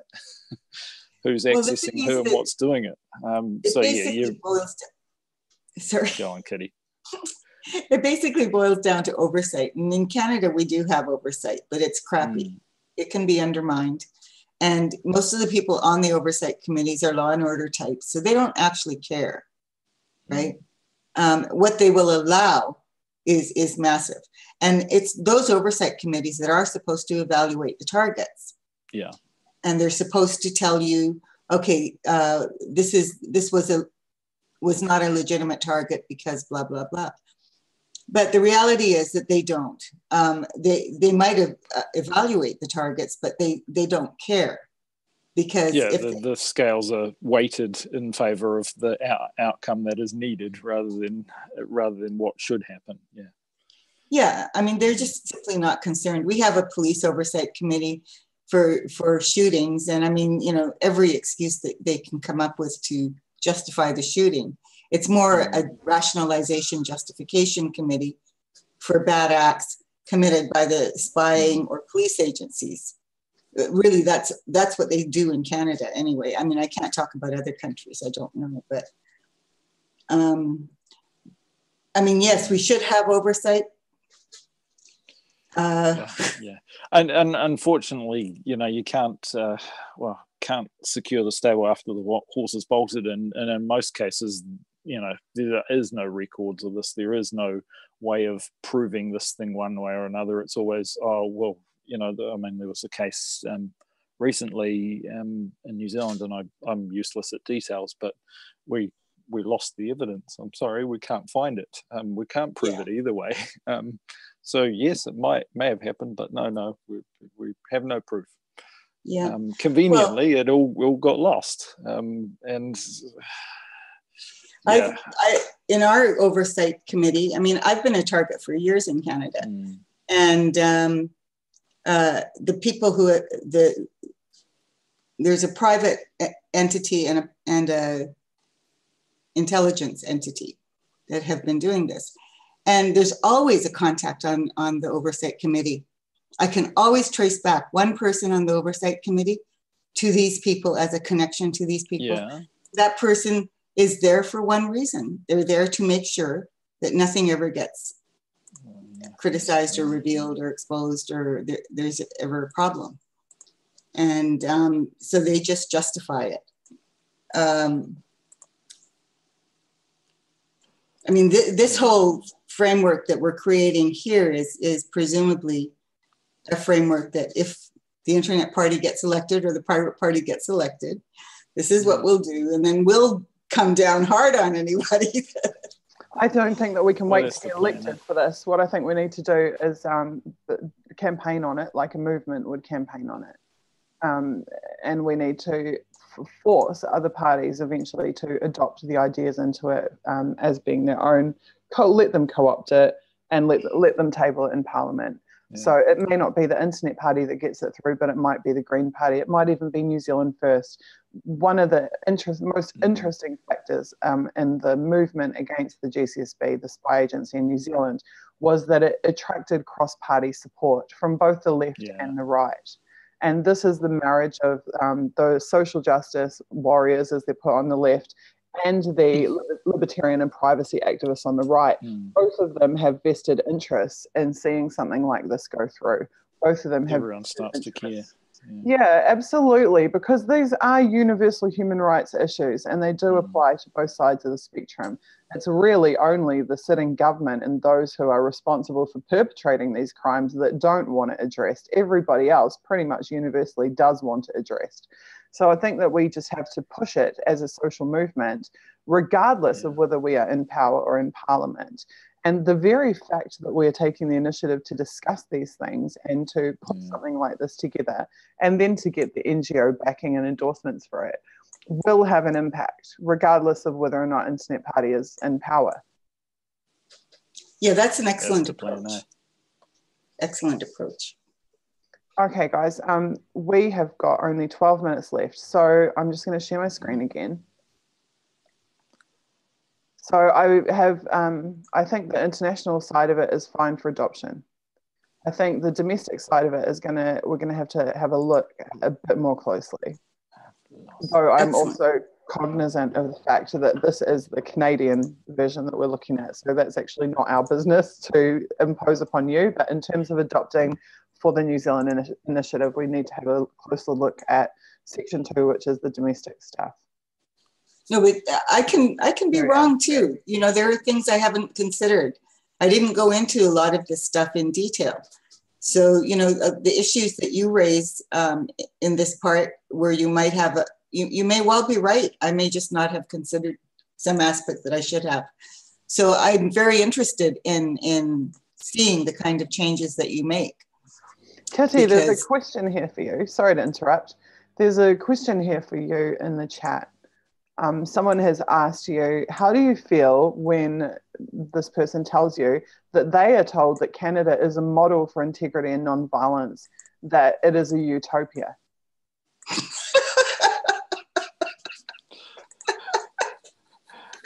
That's how I react.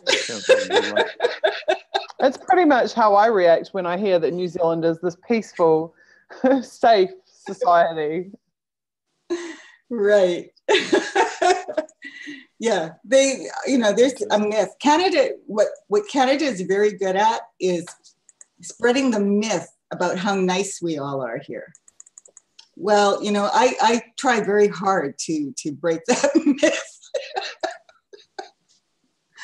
No, Canada, yeah, they talk about how Canada is so high on integrity and everything, and it's not. I mean, look at the way we treat our Native people. That's exactly what I was just thinking, is the Million Missing and Murdered Indigenous Women movement, which is a Canadian movement. That's been going on for years. I have a high school friend whose daughter was one of the women, and she's been waiting literally for years. And the poisoned water on the reserves. And in fact, the reservation system itself is identical to what they did in South Africa under apartheid. So we have nations of people living in apartheid in Canada who have no rights, whose water is being poisoned, whose land is being taken away, encroached on by the mining companies. They get no benefit. The Canadian tar sands, right? It's like one of the greatest environmental disasters in the world. Oh, it's terrible. And in terms of respecting the treaties, it simply doesn't happen, you know? So you have First Nations children that are starving. You have reserves where they're committing suicide in droves. Yeah. It's just really ugly. And then what about so Canada? No, privacy perspective, Kitty. Canada is no example to anybody unless you think apartheid is good.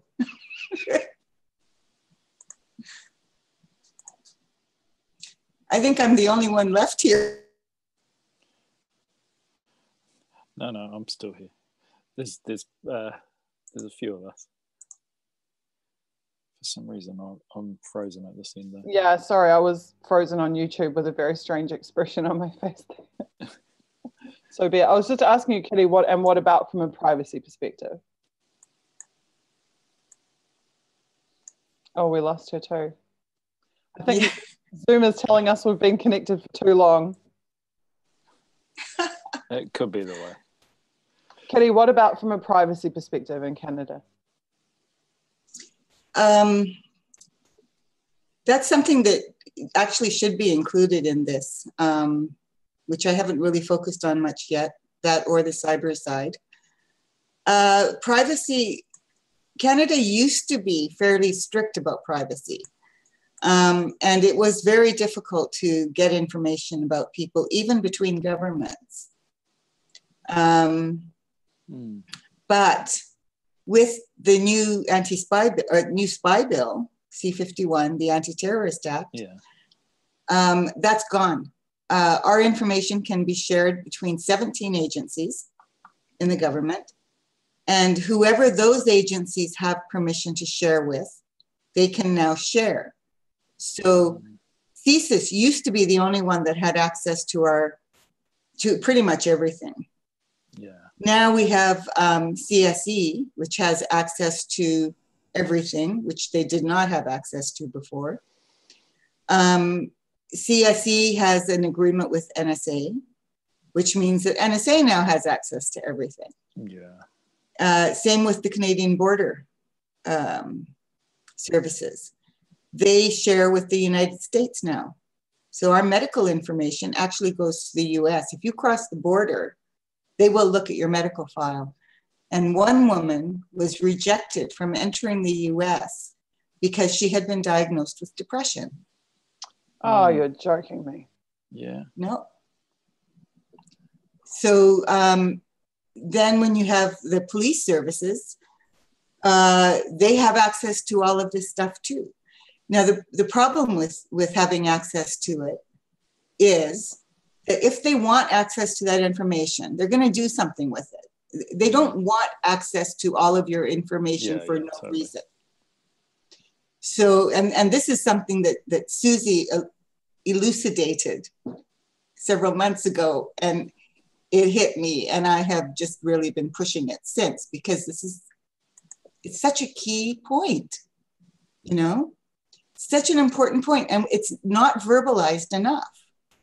The fact is, if they're taking your medical information, they're going to do bad things with it. If you have a health vulnerability and you're a social activist, are people so naive as to think that they're not going to take advantage of that vulnerability in some way? One of the initiatives, one of our health initiatives is to give people access to their medical records and for people to hold their own medical records so that... Patient curated healthcare. Yeah. Exactly, because right now people don't even know what's in their health records. They have a very limited ability. I mean, yes, if they go through Privacy Commission and make Privacy Act complaints or whatever, they can technically access the records and make changes to them or request changes to them, but it's not easily accessible. And I think decentralizing the information, decentralizing these platforms is really the only way that I can think of that we can begin to retain some of the privacy and control. So if rather than them being in these mass centralized databases, if they were in fact held with the patients themselves, it would make a lot more sense. Well, I think that's the way all data should be handled, personally. Which is how it was. Do you remember? Sometimes I feel so old when I start talking about this stuff. Do you remember? Yeah, have a good laugh, Joe, because I bet you remember this. Do you remember back in the day, okay, let's go back to like 1994, 1995, before there was any commercial web space. Before, when companies and governments didn't even have websites, but users had websites, you would go to your ISP and you would get bandwidth. And with that bandwidth, you would create your own homepage. Before there was a Google homepage or anything else homepage, there was homepages that you I remember that. Yes. And then on your homepage, which was your piece of bandwidth that you managed, you administrated, no CMS, no central database, no web services, no, web free domain names in the middle, right? It was just your bandwidth from your ISP. And on that homepage, you could put whatever you want. And you could not put whatever you don't want. And then you could manage the data. Stop laughing at me. No, it scares me when I think, due to my popularity or something, Paradise Net still archives my homepage from the 90s. Really? And it scares me occasionally to go there and look at wow, this fits on 1024 by 768, and none of you guys have that bigger screen sort of comments. Anyway, but yes, I was a bit of an activist as a young man. The point here is that in that system, it was decentralized and the user retained the control of the information. There was no preset fields of data for you to enter to then be captured, to then be transmitted to someone else's database on someone else's servers. You had total and utter control over what could be seen. You could even control who could see it because it was not on the open web. So if you didn't share your homepage, people wouldn't be able to access it. This is prior to there being search engines and public web crawlers and these types of things. So I've been saying this for years. I actually believe that the solution to a lot of our privacy issues is to do what I call going back to the future, right? So we need to go back to where people are the administrators of their own data, where they're their own database admin, where they're their own server admin, essentially, where they control their own web space. Imagine Facebook if you truly owned your Facebook page. It's feasible and it could be done. There's been a few attempts over the years to do that sort of thing. Installation. Imagine if your Facebook was hosted on your local machine rather than on a central web server. And if you could then customize it according to how you wanted. And if you could then make it a do not track or make it non-searchable, you know, if many things that we could do. It's the same with medical data. It's the same with the medical data, with the government records, with the biometrics, everything. There's no reason it couldn't be retained locally and decentralized. Someone in chat made the comment that this kind of stuff could be put into Bitcoin. I think that's what they were getting at. But I've heard that before, that you can use the blockchain to store data, you know, and you could theoretically take the whole gamut of what is your personal data and have it stored there completely privately, you know. But yeah, there's lots of ways of doing it. From a technical perspective, it can be done very, very easily. But the government has to be willing to give up their control over it. And of course, in the 21st century, information is power, and nobody's going to give it up.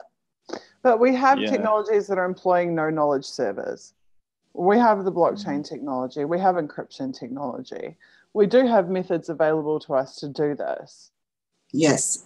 Yeah, we even have methods available to us to provide this kind of biometric identity, you know, national identity service without actually giving out the 12-digit identifier and using it anywhere else. That should be it's just every time you issue an ID, you generate a token which says, I attest to this fact. You don't give out the ID. And how do these systems get implemented? How do they even get designed with these fundamental flaws to privacy and in them?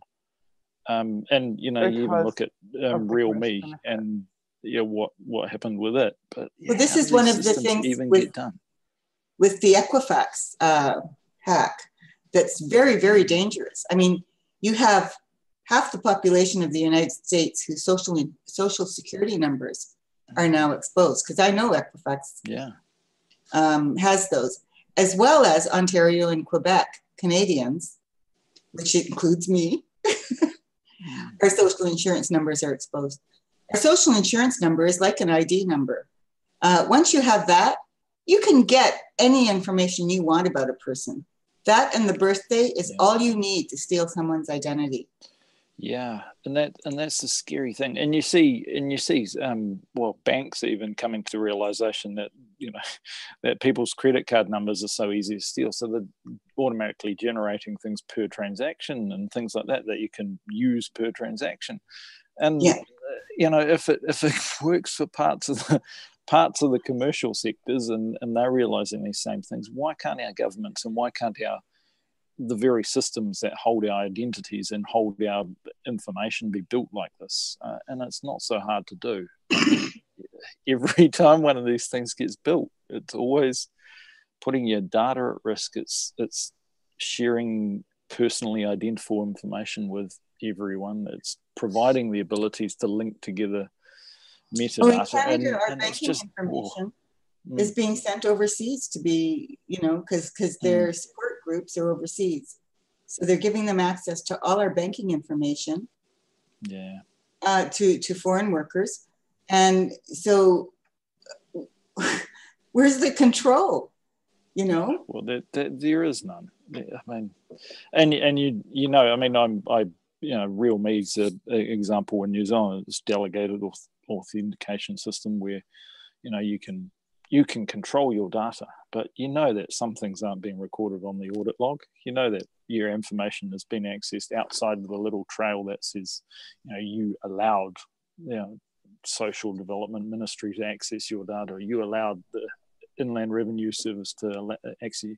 Someone else's. They have access anyway, and it's just been putting there to pander to your needs, and it's just. The solution could be as simple as getting a fairly large USB key and putting one person's data on it. And that person simply plugs the USB key in when they have to verify their identity. Yeah, I mean, at the moment, I've invested in a personal cloud, a little internet connectable device that plugs into a hard drive, and that now has most of my data all encrypted and all very much local, and it's all it needs is an internet connection, and that sort of idea of having your data somewhere where you can physically hold on to it, and you can control every bit of the access. Blake asks, what happens if that one fails? Well, there's a solution. Blake's asking in the chat, what happens if that fails? Their solution is you get another one of them and you put it somewhere else, and they both sync over the cloud and they connect to each other and back each other up. But of course, you can keep on buying more of these devices to connect. Anyway, I suppose it's the way forward to start to bring some of your data home. I personally, I'm over giving my data to various cloud companies. When I might as well just put it somewhere local. Anyway. Yeah. I've never given the banks my social insurance number, but somehow they managed to get their little paws on it somewhere. Not for me. I think the Inland Revenue Department's asking me for convenience to give them the internet party's bank account, because we need to know it. We need to know it. I'm like, no, you don't. There's absolutely no reason. And yes, I mean, sure, they can probably find out if they need, but it's always optional. Anyway, guys, Susie, I'm going to bring us back on topic and send us out for the night. I'm pretty much going to wrap this up because I'm going to get trolled for a week about the length of the stream. So, literally. As I've said on social media, the end of the streams are always the best. Yeah. Kitty, thank you so much for being here. I really appreciate your contribution. Oh, I love these discussions with you. They're always very enlightening. I always learn something. So, Jenny's asking about the election integrity in New Zealand, how confident I am. I can only speak for myself here and not for the party. I am not at all confident in it. I wasn't confident in it last election. The standard of deviation in the last New Zealand election was a total anomaly. So usually what happens in elections is that in the rural areas, the results are dramatically different to in the urban areas. And I believe the standard of deviation as the results were coming in last election, as I saw them, was less than about 2%. And that's very, very, very unusual. So what that means in real lay person's terms is that it was sitting between like 49 and 51%. And it was only wavering between that range.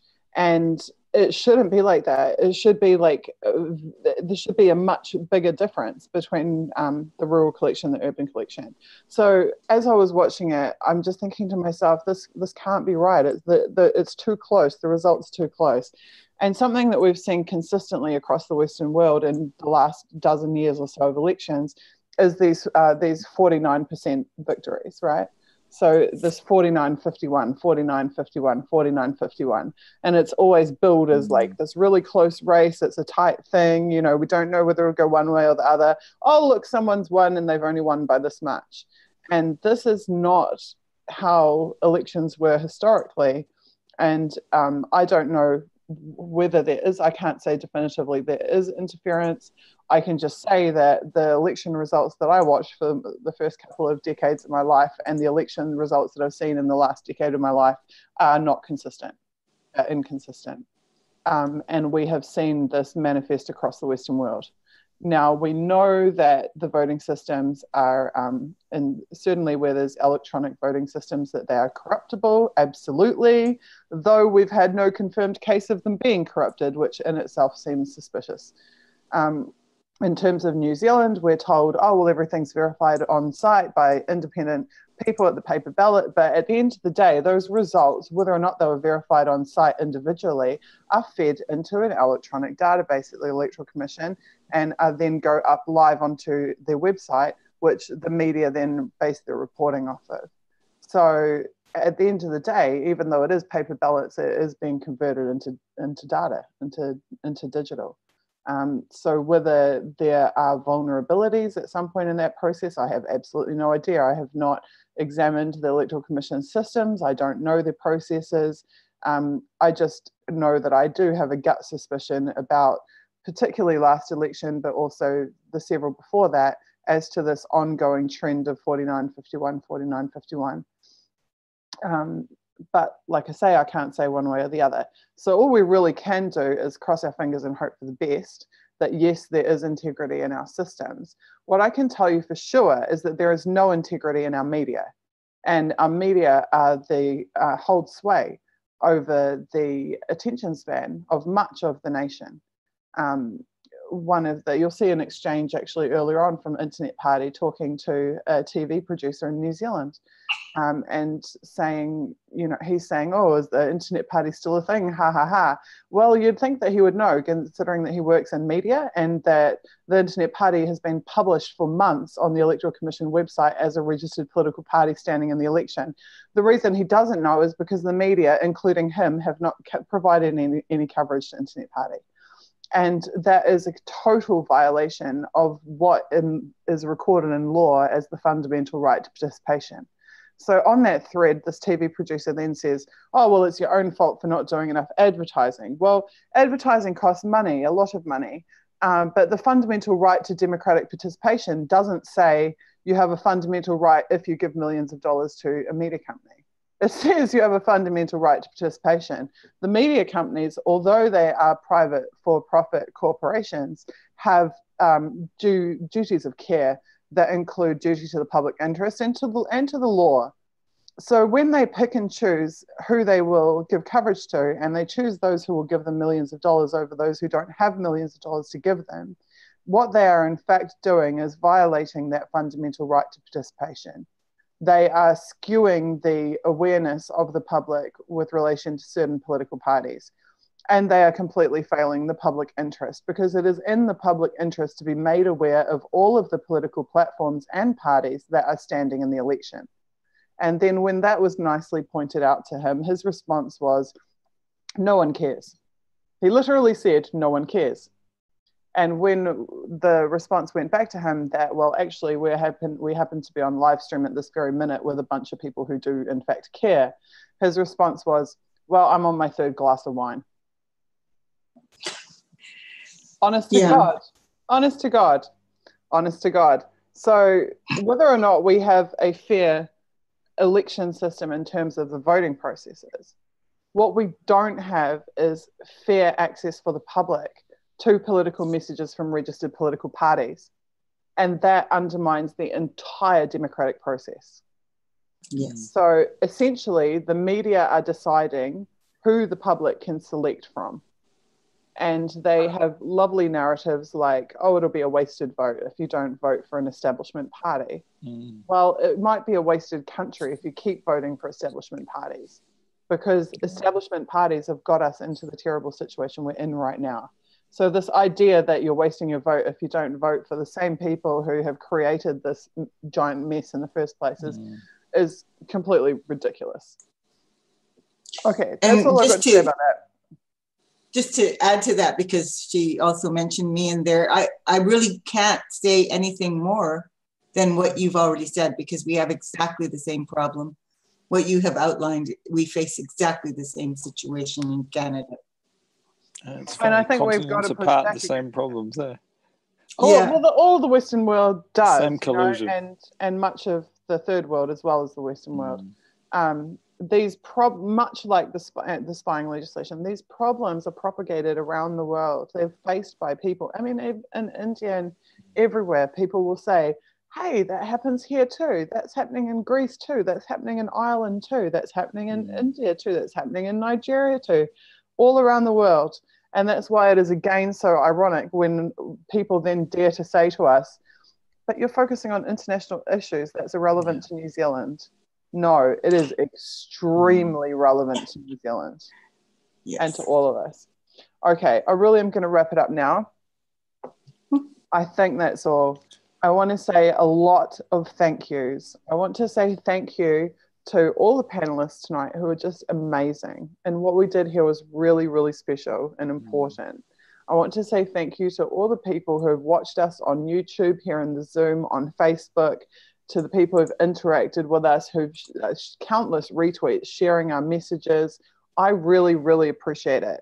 And I would really appreciate it if you would take the images and the quotes and everything from tonight and spread them all across the internet, not just on the social media platforms, but get on all of the other communities around the world and share this information, tell people about this. I want to say thank you to Joe, who sits there diligently for hours every Sunday night, making sure that everything works for us and that especially our simulcast works. I appreciate that heaps. Thank you to everybody. I want to say a special thank you to all of the people who've reached out to us this week and said, oh my God, I didn't know Internet Party was running. I can't believe that you guys are being censored. I have voted for you. Because already awesome, a great number of people have come forward and said that they have voted for us. They have made that protest vote and said, no, I do not consent to the status quo getting elected again. I am going to stand for Internet Party. So thank you guys so much for that. It's extremely important and extremely cool. But also know that, like I alluded to earlier, we are not quitting regardless. I don't care if the Electoral Commission announces that we only got 3 votes next Saturday. We're going to be sitting here on Sunday doing an anti-spy bill. So to our opponents, all I can say is get used to it. This isn't going away. It's not going away. And that's not even just with me as leader too, because even if I am not leader, I'm telling you right now, Internet Party is not going away. These events are not going away. We're going to continue to build and move ahead no matter what. My last appeal would be, you guys, we have 5 days to try to get the word out as much as possible about the campaign. If you would donate to us, that would be amazing. Because what I think few people realize, especially the media, people are wondering why we don't give them enough money. We have not had funding this year for this campaign, other than donations that Ma and Pa, followers and supporters have given us. So we have done event after event after event on the smell of an oily rag. And we have had so many people volunteer their time and to make this happen on principle. So if you want to strengthen the party, if you want us to be able to take on the status quo, and if you are able to contribute, you can contribute financially at internet.org.nz/donate. Or Bitcoin, there's a variety of ways that you can donate. But if you can't, then be like Blake. Blake is 20 years of age. He's now the youngest candidate, of which you'd think the media would care about, but they haven't even mentioned it. He's the youngest candidate in New Zealand standing for election. He is actually potentially going to be an MP one day. Blake, a few months ago, was just someone who liked the Internet Party and thought it was really cool. He's an IT student. A couple of weeks of volunteering for us, and he finds himself on live stream with whistleblowers and Nobel Peace Prize nominees creating these amazing awesome. events and being indelibly promoted all around the world for years to come. You can do that too. If you want to be a part of our team, we have a 24/7 digital space where we work together every single day. So our social media, Blake's smiling away at us. Our social media admins will put out the link to our Discord. If you want to jump on and chat to us, you can. If you want to volunteer for the team, and not just till the election, but beyond it, you can. You can help Joe and his tech team. You can help me and my media team. You can help our candidates and our campaign team. You can help in just a myriad of ways. So if you care about what we're doing, get involved. It's that simple. Okay, that's all from us. I think this is probably our longest live stream to date, but it was a really good one. We will be back next week. It'll be the day after the election. We'll be having our thank God it's over, but we're still here to work party. So join us next Sunday night. Love to you from Internet Party. And thank you so much. 4 continents. Yeah, we did 4 continents. Good night. We've been live for 3 hours and 47 minutes and coming up to 45 seconds. Well, maybe it's been awesome. If it gets any longer, we'll have to declare it a telethon and start singing karaoke. Well, there's always that option on the stream that says, "Is this a continuous video?" Yeah. Well, we could. Anyway, good night all. That's been fantastic. And thank you again. Thank you so much. It's so cool. Thanks, Kitty, for jumping in. Take care, guys. Thank you to our social media admins and everyone who's worked so hard today. I really appreciate it. Yeah. See you guys next Blake week. And Nick and Evan. Yeah, awesome. Thanks, guys.